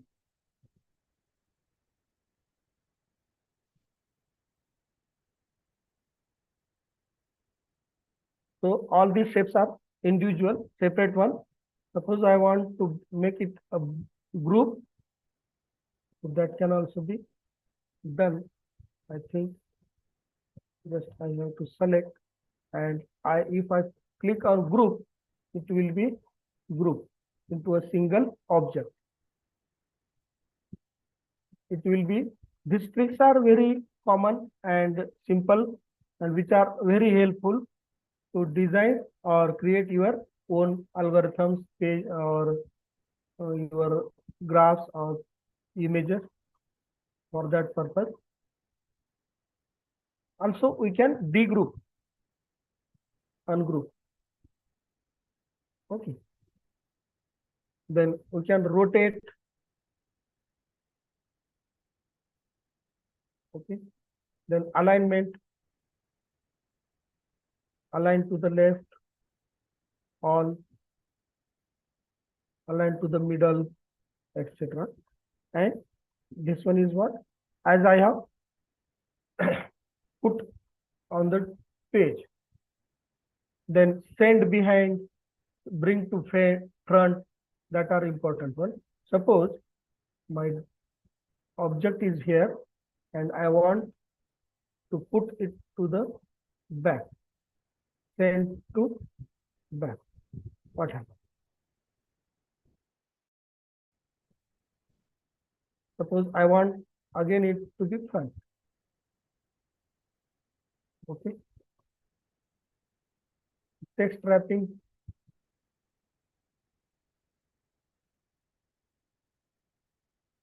Suppose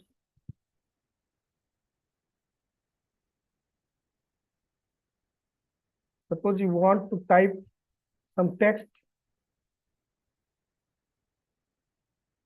into the shapes that can be wrapped. That means it can be fixed within the shape of any size, no matter what is its shape and size. The text will be automatically fixed into the shape. Suppose add text and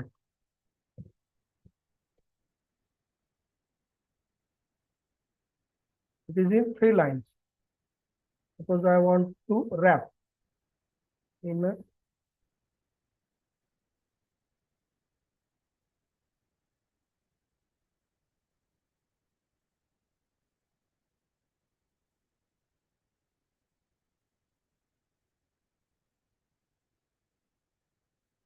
that wrapping can be easily done. Okay. If the word is not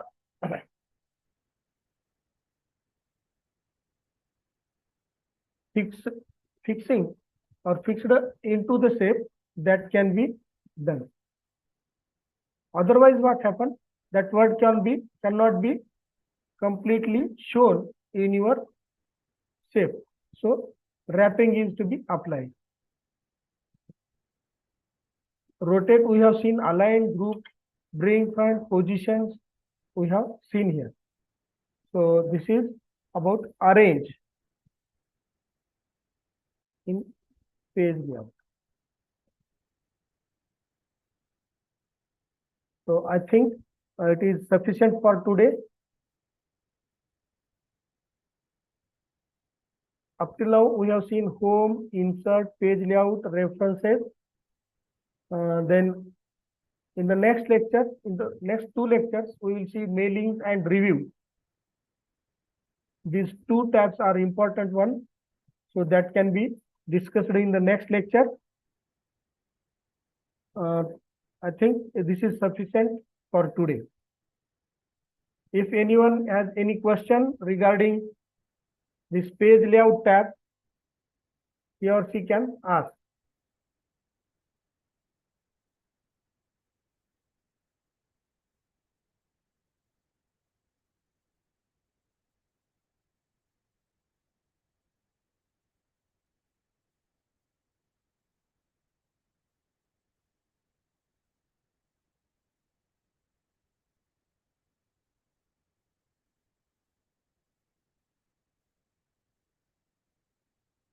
Hello,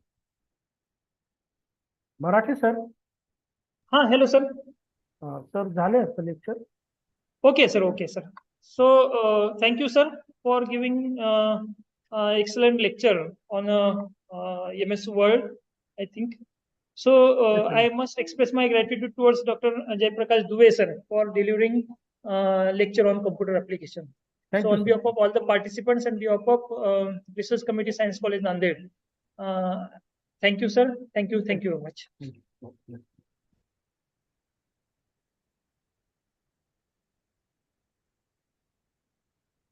Okay, thank you, sir. Now we will switch over to our next guest speaker. I think our next speaker is also be there. 1 minute. Mayur sir, are you there?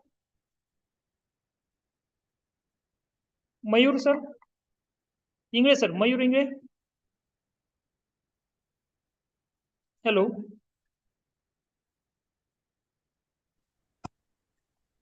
Mayur sir.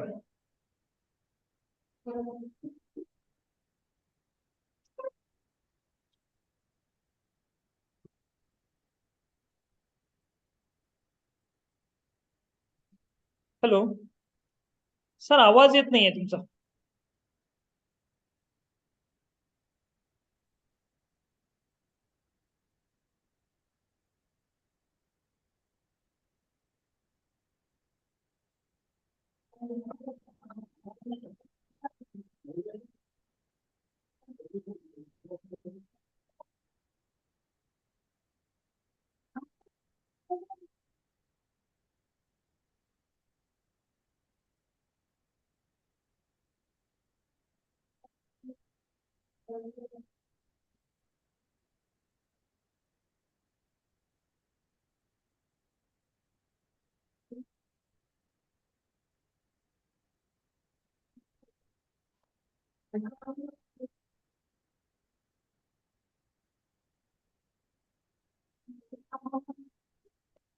Sir आवाज नाही येत आहे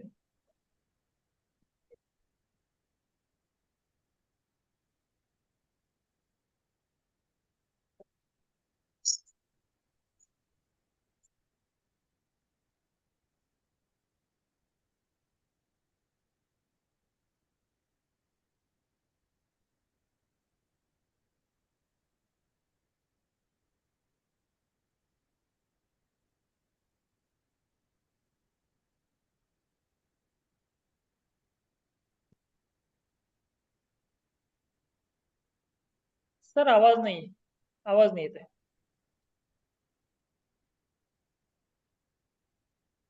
हा hello participants तुम्हाला कोणाला येत आहे आवाज की माझाच प्रॉब्लेम आहे नाही सर येत नाहीये येत नाही ना ओके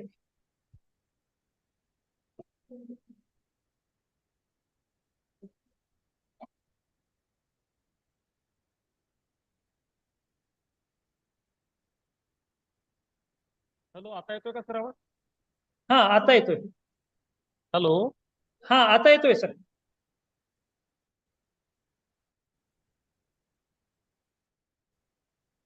ओके ओके ओके हा हॅलो सर हा आता आला सर आवाज okay okay okay so shall we start sir yes sir Okay. So, dear participants, today for this next session, we have with us Dr. Mayur Ingre sir, who is working as an assistant professor at Department of Microbiology, Bajaj College of Science, Wardha. So I welcome Dr. Mayur Ingre sir on behalf of all the participants and behalf of Research Committee Science College Nanded. Dr. Mayur sir has qualified NET exam in two different agencies. He has qualified UGC CSR NET with All India ranking 53 in 2013, and he has also qualified ICAR NET in 2015. Again, he has a huge experience of research. He has completed a project on isolation and molecular detection of methylotropes from Lonar Lake. And he is also working on major research project funded by University Grant Commission, New Delhi, particularly specifically on terrestrial nitrification studies in the arid soils of Purna Basin. And he has published many research papers in national and international journal with high impact factor. He has also presented various papers in national and international conferences. Actually, he is has working as a project fellow at Sant Gadge Baba Amravati University from 2014 to near about for 1 year, and after that he has joined as an assistant professor at Bajaj College of Science, Wardha. He is second merit in the BSc at North Maharashtra University, Jalgaon. Again, he has also secured summer research fellowship sponsored by Indian Academy of Sciences, Bangalore. So, dear participants, today we have with us a renowned personality, Dr. Mayur Ingre. So, I welcome Dr. Mayur sir on behalf of all the participants and on behalf of Research Committee Science College Nanded. Now, I request Dr. Mayur to start your presentation. Sir, please. Thank you very much, sir, for giving me this opportunity to deliver the guest lecture on this occasion. Am I audible to everyone? Yes, sir. Yes. Yes, sir. Okay. So, dear participants, without wasting the time, I will directly start today's topic. And in this today's lecture, I am going to talk about the topic that is the methods of research. So, since you are going to learn this research methodology paper, so as one of the unit that is given in your curriculum, it is the methods of research. So, in today's lecture, we will be discussing about the methods of research and various types of methods of research. So, the contents of today's discussion are qualitative methods of research and quantitative methods of research. So I know that you have already gone through the concept of research because you are studying this paper that is research methodology. But before directly starting with the methods of research, I would like to shed some light on the basic concept of research. So what is research? So it is nothing but a search for a knowledge. It is the art of a scientific investigation. So to conduct a research means in order to solve a particular problem and by applying some methods, some techniques, we are going to solve a solution for that particular problem. So research is nothing but the search for knowledge, or it is a scientific investigation of a problem. Now, the topic that is methods of research. So what do you mean by methods? So if you focus on this term, that is method means what? So method means it is simply a particular procedure or a technique that researcher is going to apply to solve a particular problem. So method means the technique or a procedure that we will use during the investigation. So this term method is different from another term that is methodology. The name of this paper is research methodology. So now it is important to distinguish between these two terms. what is method and what is methodology. So method is a particular procedure or the technique that we are used to solve a particular problem. Now methodology, it can be referred to the set of specific procedures or a set of techniques. So methodology is different, method is different. So methodology is a broader term. So we are referring methodology as a set of methods or set of specific techniques. So there's various techniques can be used by the researcher to identify the problem, to select a specific strategy to solve that problem, then to formulate the various processes with reference to that problem, and finally, after investigation, to analyze the information that is generated after studying that problem. So the basic difference between research methods and research methodology, it needs to be understood. So when we talk about methods, only about research methods, we only focus on the techniques and procedures that are used in that particular topic. But when we focus on research methodology,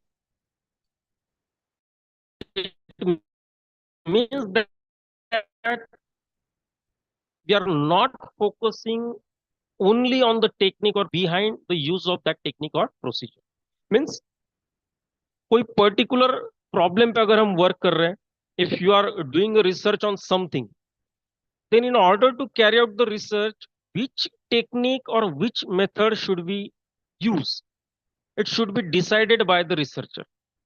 A true researcher must know which technique or which method he or she should use to solve that particular research problem, because research problems, they are different, and the methodology that the researcher is going to use, it will going to vary from one problem to another problem. So ऐसा नहीं कि हर research problem में हम same techniques या same methods use कर सकते. So as the research problems, there are different types. So the different types of methods should be used to solve that research problem. So in methodology, the researchers learn how to select a particular procedure or how to select a particular method for solving the particular problem. So this is the major difference between research methods and research methodology. Now, in the definition of research methods, we use the term technique. To define the research method, the term that we use, it is the technique used to conduct the research. But in reality, there is also a distinction between techniques and methods. Some researchers, they distinguish between these two terms also. Means techniques are different, and if we dissect the terms, methods are different. For example, technique refers to the behavior and instrument we use in performing or conducting a research. And method means it is the behavior and instrument that we use in selecting and constructing the technique. Matlab, methods, they are the reason and they actually generate the techniques. So these are the several terminologies that needs to be understood before directly talking about the research method. So research method is one terminology, research methodology is another terminology. So for example, this slide tells us about the difference between methods and techniques. For example, if a researcher has to conduct a library research, then the method that researcher will follow, it is the analysis of historical records, analysis of documents that are available in the library. So this is the broad view. He or she must analyze the records, must analyze the documents. Now, in order to do this or execute this method, the researcher will use certain techniques. Like in order to analyze the historical records, the researcher will use the technique like recording of note, analysis of content, analysis of documents. So these are the various techniques that will be used to execute this method. Okay, so research methodology means research methods plus a logic. Means methods are there, methods are available, but which method should be used for a particular problem, it should be decided by the researcher. And the researcher should be very accurate in deciding a particular method or technique for solving a research problem. Now, we will focus on the main topic, that is the types of research methods. And while discussing exam, the topic should be clear. So as far as the types of research method is concerned, the research methodology can be classified into broadly two types. First is the qualitative methods and second is the quantitative method. Now, both these methods that will be used to conduct the research, and both they have a distinctive properties, and most importantly, they have a different data collection methods. So while discussing the types, we will come to know how they differ from each other and what are the their various different types of data collection methods. Am I audible?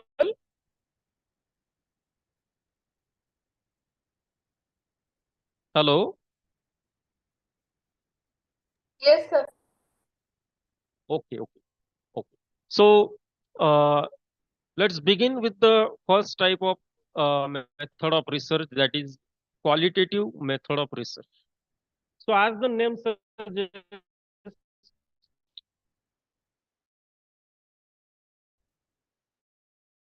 qualitative method of research means the or kind. Okay. So the research, when it is carried out in order to generate a qualitative data, then such a method is called as qualitative method of research. So this qualitative method of research, it is based on the principles of social sciences like psychology, sociology, and anthropology. Because all these scientific disciplines, they teach us about how to interact with the people and how to identify or predict what people they think and why they think so. Because when we use these qualitative methods, it gives us the information about the behavior of a particular target. Means during research, जिन लोगों से हम interact करेंगे, जिन लोगों से हमें कुछ information चाहिए, जब हम उनसे इंटरेक्ट करते हैं, तब उस इंटरेक्शन के बाद जो भी वहां पे डेटा या इंफॉर्मेशन मिलेंगी, so that information will tells us about the behavior or the perception of that particular audience. So this qualitative research is mainly focuses on obtaining the data or getting the information through open-ended and conversational communication. How the information will be generated? So through the open-ended discussions and conversational communications. For example, with the help of interviews or by using observations or by conducting the case studies. So this is the source, how this information will be generated. Now the most important uh, aspect of this method is that whatever the information that will generate, the information will be qualitative. That is, no numbers, no graphs, no quantity will be involved. Means qualitative methods, they generate the non-numerical data. So that is a one-liner difference we can tell about qualitative and quantitative methods. Qualitative methods, it's only deals with the quality, means whether presence or absence. And a quantitative method, it deals with the numbers, figures, digits, graphs. So this is the basic difference. So this qualitative research, it helps the researchers to understand what the target participant think and why they think in that particular way. Because as I already told, it is based on the principle of social sciences like psychology, sociology, and anthropology, जहाँ पे humans का study किया जाता है. So this qualitative method will tell us about the behavior of that particular target audience. Now, what are the various types of qualitative research methods. We will discuss these methods one by one. The very first method is one-on-one interview. As I told you, qualitative method, it will tell us about the behavior or the perception of the individual. So this one-on-one interview method is very important so that it can reveal about the behavior of that particular individual. So it is a purely conversational method, and it has a protocol which leads to the depth type of interviews. So what is the advantages of this method? So in this method, a precious data will be generated, and this data will tells us about what people believe and what is the motivation behind their belief. So we all know about the concept of interview. Interview में क्या होता है? One person will face the interview, another person will ask several questions, and uh, with respect to the answers given to that question, the person will judge that particular individual. So here also a interview sort of procedure is there, and after a complete protocol, we will come to know about what people think, what they believe, and what are the reasons behind their belief. So in this method, one parameter is very important, that a researcher should ask a right questions. ठीक है ना? हम कहते हैं कि अगर हमें कोई पर्टिकुलर इंफॉर्मेशन चाहिए और अगर हम वो कन्वर्सेशन वे से अगर हमें चाहिए, तो we should ask the question clearly. The question should be very clear and it should have a meaning. So therefore, here the role of researcher is very important. He should ask the right question so that the meaningful data it can be generated. So these interviews can be performed like face-to-face interviews, or they can be performed through a telephonic mode. So in both these types, the face-to-face interviews, they gives a better opportunity and use a better meaningful data, because here we can also study the body language of the target audience. So this is one of the important method, that is one-on-one interview. So as an example of this one-on-one interview, how this type it is valuable, we can take the example of a store who is looking to improve its sale. So the store owner has observed that in his store, more men's are visiting the store as compared to women. So he thinks that this is the reason why the selling is not as per his demand. So what is the problem is that why women are not visiting the store. So now how to solve this problem? So one way to solve this problem is to conduct an in-depth interview. तो इस interview में क्या होगा, जो भी potential customers है, जैसे कि फीमेल कस्टमर्स जो बाकी के स्टोर्स में मॉल्स में विजिट करती है, उनको वन टू वन क्वेश्चंस पूछे जाए कि वो इस पर्टिकुलर स्टोर में क्यों नहीं जाते. So the questions will be answered by this females, and after conducting this interview the store owner come to know that the store didn't have enough items for the women's, or the items that have they lack the diverse. So by doing this one-to-one interview, a problem can be solved, and so that the uh, it can be improved so that the more women they can visit that particular store. Now, next type of this qualitative method, it is focus group method. So as the name suggests, here one-to-one interview will not be conducted. Here a group will be targeted, a group will be focused, and the questions, several questions, they will be asked to that particular group. So it includes a limited number of participants, that is, it ranges from 6 to 10 participants from within that target area. Now, what is the aim of this focus group method? It is to find the answers of the questions, that is why, what, and how. So in this particular method, after asking these different types of questions, the participant will provide the information which will can be referred as a feedback. Okay? So the valuable feedback will be given by the participants on these questions. So these questions, if they're related with a particular product, then the feedbacks they will be given by these participants. This method is generally used. For example, if any industry or any company has developed a product, for example, a mobile or any other device, and now they want to uh, introduce that product in the market.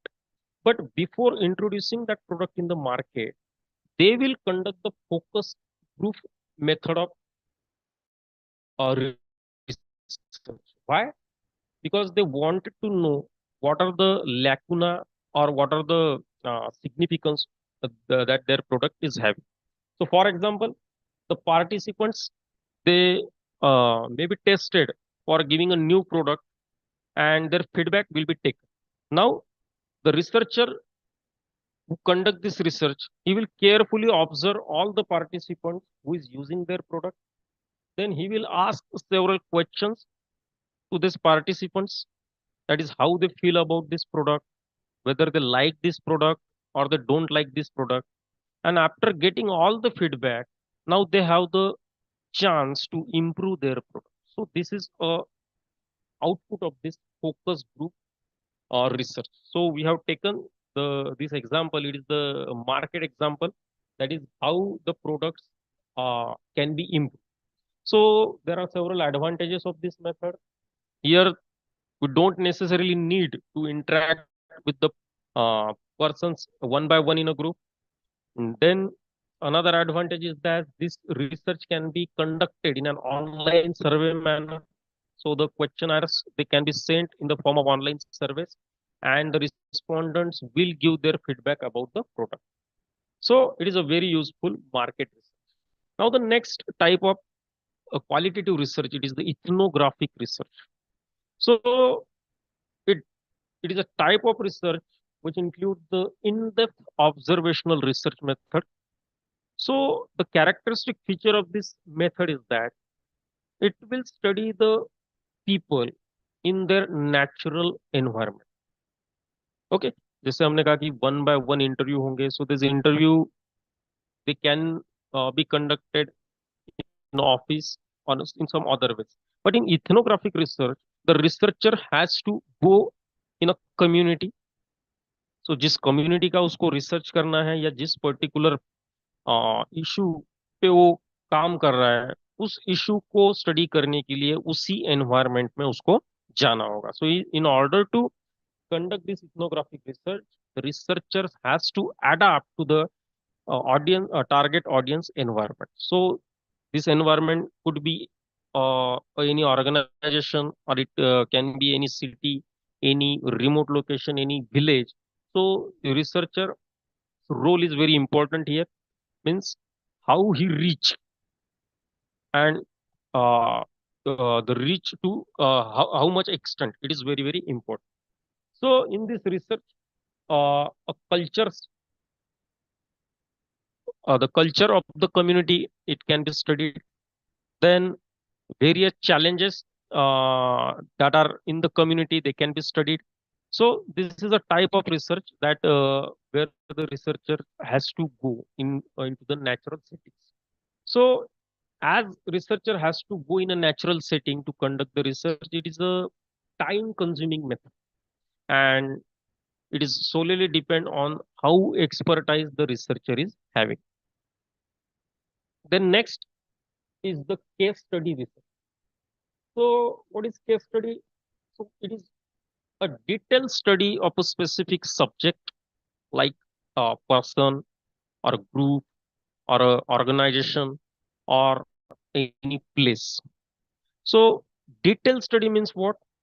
Every aspect of that particular subject, the life of that subject or the history of that particular subject, it will be analyzed in this particular type of research. For example, if we take the example of Mahatma Gandhi ji. So we know about the Mahatma Gandhi ji, and if you want to do the case study on Mahatma Gandhi ji, तो इसका मतलब क्या होगा? So you will study each and every aspect of Gandhi ji.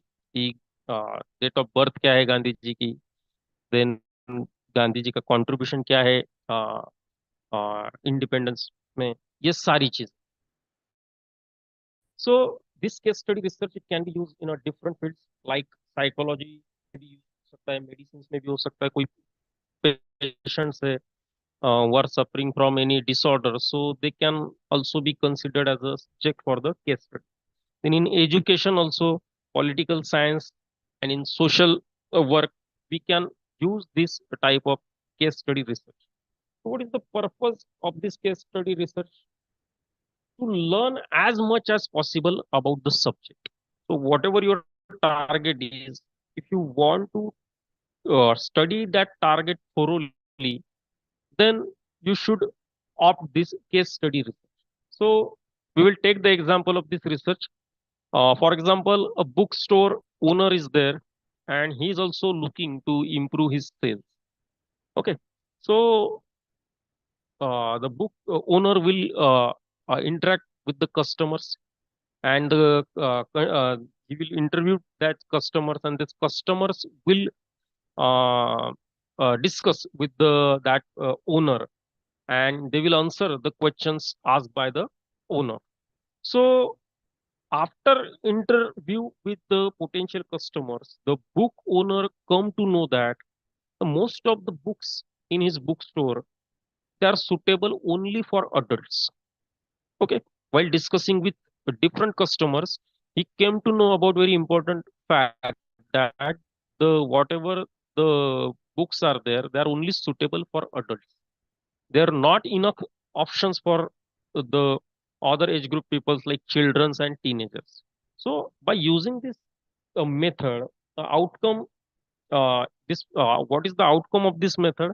By conducting this case study, the book owner he realized that what is the shortcoming he's having, and therefore now he will enrich his bookstore, so he will keep the books that are suitable for the different age groups.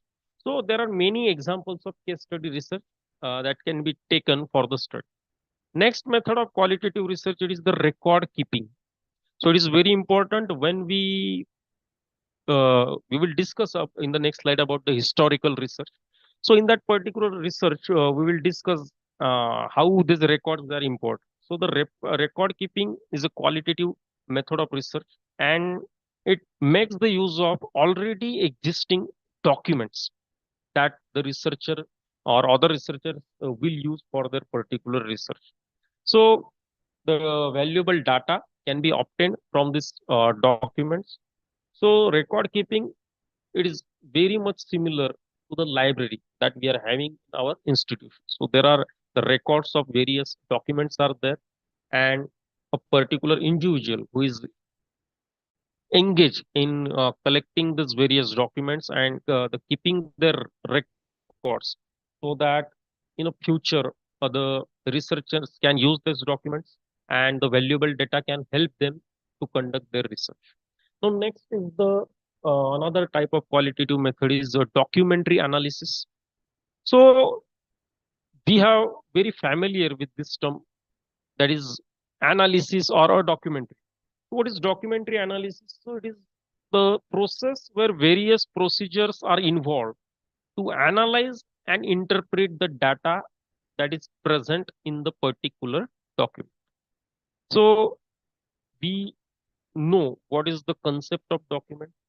So as since we are the researchers, since we are the teachers, the documents for us is nothing but, for example, a research article or a review article or an article that is printed in a newspapers or a blog written by different persons.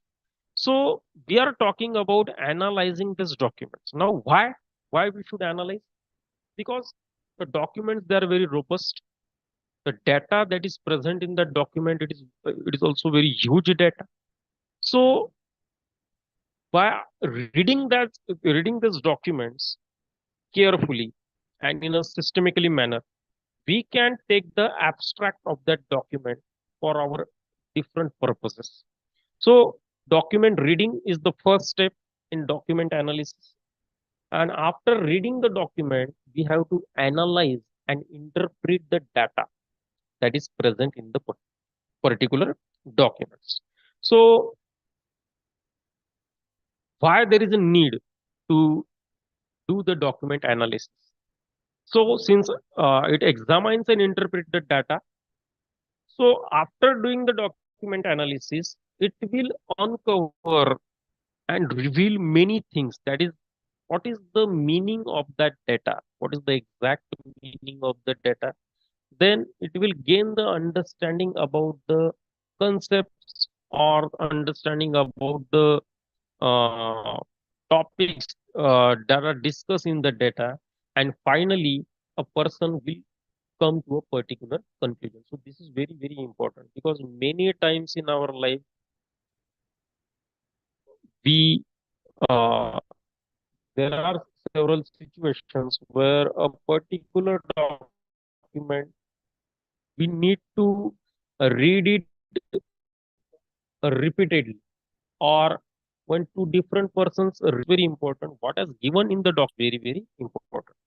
So after documentary analysis, what we will get, so it will generate a data that is called as supplementary research data. So this supplementary research data, it can be used for other research purpose. So it involves the in-depth and exhaustive review of the documents. जो भी data analyst है वो क्या करते हैं, so depth review करेंगे उस documents. You might know, be aware about the term of review. So review is very important before conducting a particular research. So as exhaustive review is required, then this documents, after reviewing, they should be interpreted in a manner that this information will be useful for the different purposes. So these are the various reasons why one should why we should perform the document analysis. Now in documentary analysis, various sources of documents it can be used, like public records we can use based on our research or based on our investigation, what we want to do, what is our the study area. So public records we can use the media, private papers, biography, visual documents, minutes of various meetings. So these are the various sources of the document that can be studied. Now, like document analysis, another concept is content analysis. What is content analysis? It is systematic reading of a body of a text or images or other matter. Okay, and after systematic reading here, we have also to draw a particular interpretation. So it does not require the collection of data from the people. The data is already there. We have to read it systematically and we have to interpret it.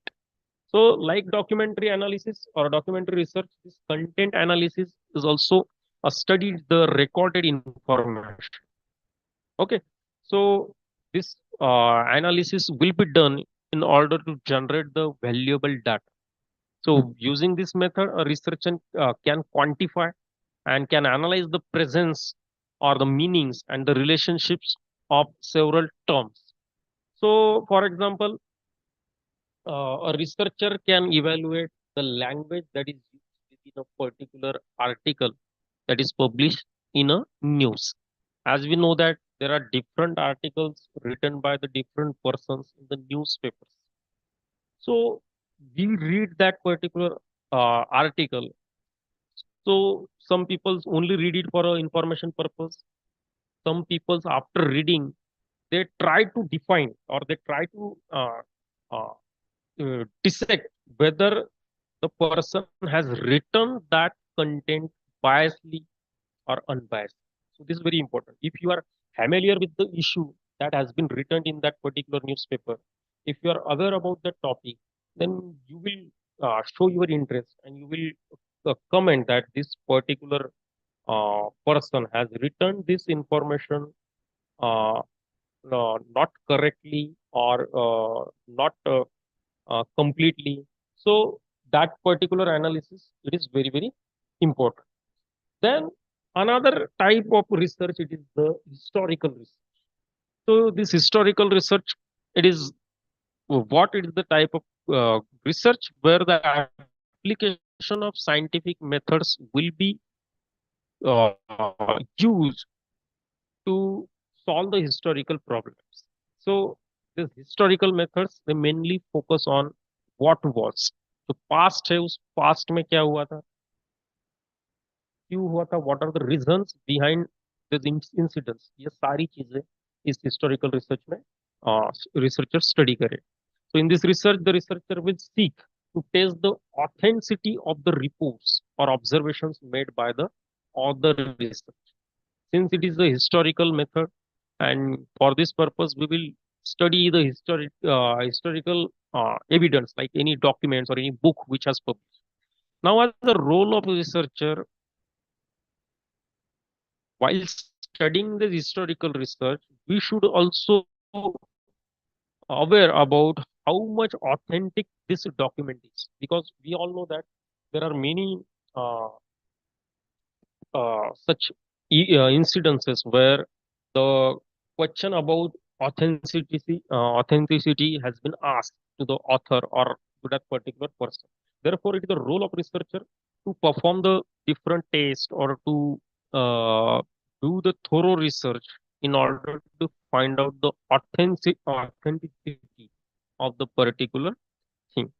So, in this method, the data will be collected and it will be interpreted about the past events and not only about only collecting and interpreting about the past events, but whether these events can affect our present or our future. It will also be studied in this historical methods. So this method will utilize various sources like it will the historical documents, then some books, photographs, some historical letters in order to study that particular uh, topic. So, dear students, so this is all about the qualitative uh, types of methods. Now we will move towards the quantitative methods of research. So, as I already discussed, the one-liner difference between qualitative and quantitative method. So, quantitative research is what? The research which based on the measurement of a quantity or a amount. So the research that will generate the numerical data is called as quantitative research. So this research is also has various different types. We will discuss about these different types in detail. So in all the quantitative methods, one common thing that we will find is that after conducting that particular research, a data will be generated and that data which is generated it can be studied in the form of numbers or in the form of graphs. So that's why we are referring it as a quantitative method. So what are the various types of quantitative methods? So the first type it is experimental method, second is the quasi experimental method, then survey research method, and descriptive research, correlational research. So we will highlight these methods one by one. So first is the experimental method that is used in the quantitative research. So experimental method, in this method, a researcher will test one or more hypotheses. So if the researcher is working on a particular topic, then after deciding that the title of the topic or the problem of the topic, he should propose the hypothesis. So in order to prove that hypothesis, he will conduct the other methods. So in this, the researcher has to test one or more hypotheses for performing a experiment that involves the various methods of research. So here the researcher will also study the cause and effect relationship while studying that particular hypothesis. So in this research, what happens? A researcher can randomly assign the participants to groups and he can compare the different aspects. For example, uh, if you want to study between the two childrens, the children who drink the soda versus the children who drink the juice, and if you want to study the other aspects like those children who are drinking the soda and those children who are drinking the juice. So here you can do a simple thing is that you can prepare the group of two children simply. So you are testing a particular hypothesis. So in one group, you will allow the give the children to drink only the soda, and for other groups, you will allow the children to drink only the juice.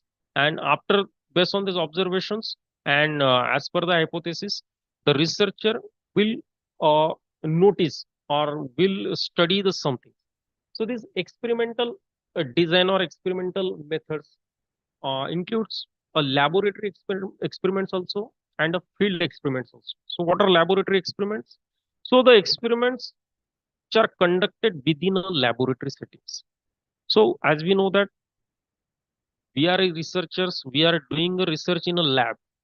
Um, many of us they are doing a research in a lab, but also there are some other researchers whose research work involved the field visit or field work. So those researchers who are conducted their research within a laboratory settings, they will follow this laboratory experiment design. For example, when the researcher conducts the research in a laboratory, then accurate measurements they are possible, and also the researcher has a sound control over the external variables, because in a laboratory the things they can be controlled, and most importantly the external variables or the external factors that may affect the result, they can also be controlled. So this is what happens in a laboratory experiment. Now the field experiments, uh, research that will be conducted outside the laboratory in a field. So it is a field experiment. So it will be conducted in a natural setting. तो natural environment है, वहां पे ये research conduct किया जाएगा. So since it is experimental research, there is one difference between that laboratory and experimental research. Here, the researcher can manipulate the independent variable, but he or she will not have a control on external variables. So this is the basic difference between these two research. Now, correlational study, it is another kind of research. So this it is another kind of quantitative method of research. Here, the researcher will study whether there is a connection between two variables or not. Okay, so researcher will use the data and he will conduct his own research to find out whether there is a connection or not. So here we can take the example, that is, if a company wants to determine whether there is a link between higher ticket prices and better box office results, then they can use this correlation studies. So this is the simple example we are talking about. So how can it be done? So they can do this by studying the historical data, and they will compare the ticket sales from a popular movie which has cost $10 with less popular movie which has more ticket price. And by studying this, they can come to a particular conclusion कि किसी दो variables के बीच में connection है या नहीं. मतलब ticket price अगर कम रहती है तो बॉक्स ऑफिस कलेक्शन ज्यादा होता है, या vice versa. These things they can be studied. Another method is the quasi-experimental study. So quasi-experimental study, जैसे हमने experimental study पढ़ा. So what is different in this method is that here researchers cannot control experimental variables. So experimental variables cannot be controlled in this case of research. And even the researchers cannot examine the cause and effect relationship.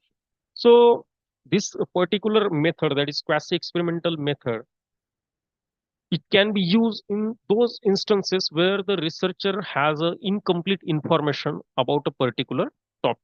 So here, one of the best example of this method is the ex post facto method. What is ex post facto method? So ex post facto means after the fact,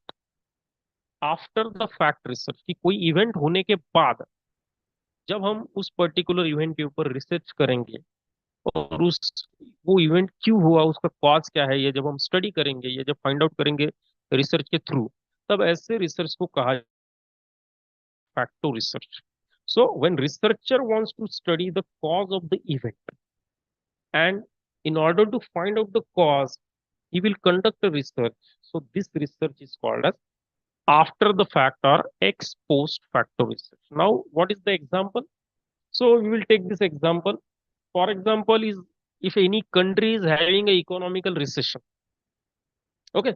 And now, as we know that if any country is suffering from such a recession, then the different economists, different scientists who are expertise in economics, they will do the research and they will find the cause behind this recession. कि हमारी country में recession क्यों आया, उसके पीछे के reasons क्या है, कौन से डिसीजंस ऐसे थे जिनकी वजह से ये रिसेशन आया है, या ऐसे कौन से मेजर्स थे जो हम अगर टाइम पे वो मेजर्स इंप्लीमेंट करते तो ये नहीं आता। ये सारी चीजें इस एक्स पोस्ट फैक्टो रिसर्च में यहाँ पे स्टडी की जाती है।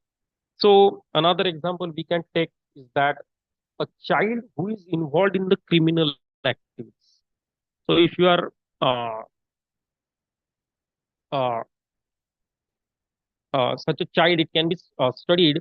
In this case, if a child who is involved in particular criminal activity, then if a researcher wants to do a research and find out the causes behind this criminal behavior, then this will come under this category ex post facto research. So researcher will try to find out the various reasons behind why this child has become a criminal. So अलग अलग वहां पे उसको answers मिल सकते हैं, जैसे कि lack of discipline at school level और at family. Okay, then the various other reasons they may be responsible for this criminal behaviour. सो जो इवेंट होने के बाद उस इवेंट का कॉज, इस मेथड में उस कॉज को क्या किया जाता है, फाइंड आउट किया जाता है। Then another important quantitative method is that survey research method. So what is survey research method? So survey is nothing but the process of collecting the data from a predefined group of individuals, जिसको हम popularly sample कहते हैं। ठीक है, word हम बहुत बार use करते हैं, sample size and all. TV में भी, न्यूज चैनल्स में भी हम देखते हैं कि ये सर्वे किया गया है, इस चैनल ने ऐसा ऐसा सर्वे किया है। पॉलिटिकल सर्वेज में हम बहुत बार देखते हैं कि ओपिनियन पोल्स, एग्जिट पोल्स में वो सर्वे किया जाता है। तो सर्वे के बारे में बताने से पहले वो बताते हैं कि सैंपल साइज कितना है। तो सैंपल साइज मतलब यहाँ पे जिन लोगों से क्वेश्चंस किए गए हैं वो कितना बड़ा ग्रुप था, कितने लोग इन्वॉल्व थे, उसको कहा जाता है sample size. So the process of collecting the data from pre defined group with the ultimate goal is to uncover the insights about particular thing. It can be about the product of the company, it can be about the service of a particular agency, or it can be about the uh, other issues. So in this case, a questionnaire will be given to the group of peoples, which will involve the specific types of questions that a researcher wanted to ask, and the respondents' answers, they will be collected, and after collecting, it will be analyzed. So this survey research, it is excellent choice when we want to find out about the characteristics, preferences, opinions and beliefs of a group of people. So सर्वे में यही होता है कि लोगों को क्या लगता है, what they think about this particular topic or particular question. So this is called a survey.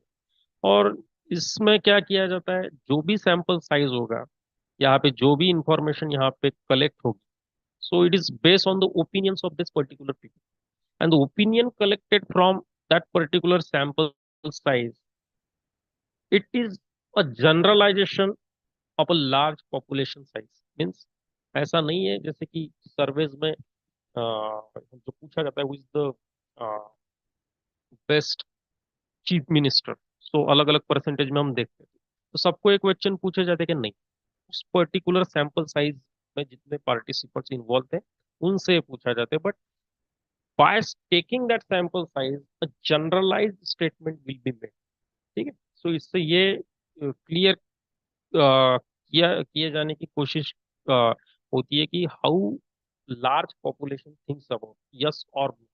So this is the survey research. So ये this is one of the very important method. Now it is the type of quantitative method, but within this survey method also there are two types. One is the qualitative survey research and another is the quantitative survey. तो qualitative survey में क्या होता है? When we do the qualitative survey, it generates the descriptive results. Okay, and it will not lead or need of any statistical analysis. But when it is a quantitative research, it generates the numerical data, and in order to analyze that data, a statistical analysis is required. And after this, proper and prompt decision can be taken about that uh, particular question. So, how to conduct the effective survey research? So, if you want to conduct the survey research in an effective manner, then we should follow this few steps, like determine who will participate in the survey. So this is very important. So the question we are asking to a particular participant, whether that question is relevant to him or her, it is very important. Then decide the type of survey. How we want to conduct this survey. That is the mail, online survey, or in-person survey. Then design the survey questions and layout. So it is very important. The questions that will be asked in the survey, they should be very clear. Then distribute the survey, and last is the analyze the response. So whatever the questions you have asked through that survey, then you have to analyze the answers given by the various respondents. So there are very common uses of survey research. For example, in social research, it is used to investigate the characteristics of different social groups. In market research, it is very important to find out what customers think about the product of that particular company. Then healthcare research may be ये बहुत important है. So it focuses the patients and they collect the data from the patients about their treatments. Then politics has already given the very simple example. So the public opinions will be taken about the performances of various political parties. Then psychology, a personality traits, a behavior, it can be studied. So there are various types of survey research. So we will highlight this in a brief. One is the exploratory survey research. So in this survey research, attempt will be given to explore the potential areas of the growth. Okay? So in order to do the research in a particular area, so how can we explore that particular fact? So it will be highlighted here. So the type of method that will be used here, it is the open-ended questions. Okay, जैसे कि हम देखते हैं कि question जो होते हैं one after another, ऐसे अलग अलग क्वेश्चंस पूछे जाते हैं generally. So then descriptive survey research, it is also sometimes called as the normative descriptive cum normative survey research. It is a set of highly structured, specific, and carefully worded questions. So here also the questions will be asked, and here the data that will be generated, it will describe how a population feels about the particular topic. Then last is the predictive survey. So it is in this type of survey, the aim is that the researcher wants to predict a cause and effect relationship between two variables. Okay. So another is the evaluative survey research. So in this method of survey research, a particular product or a particular concept, it will be evaluated by asking several questions. So this is all about the various qualitative and quantitative methods of research.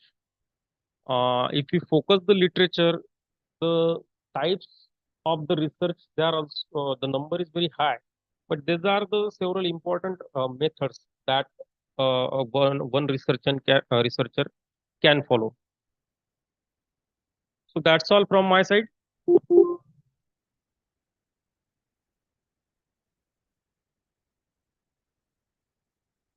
Hello, am I audible? Yes, sir.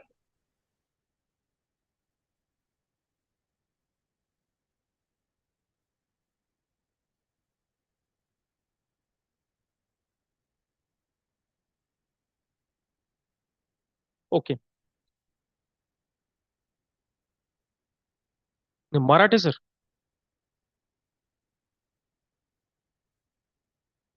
Hello. हा sir. हा hello sir.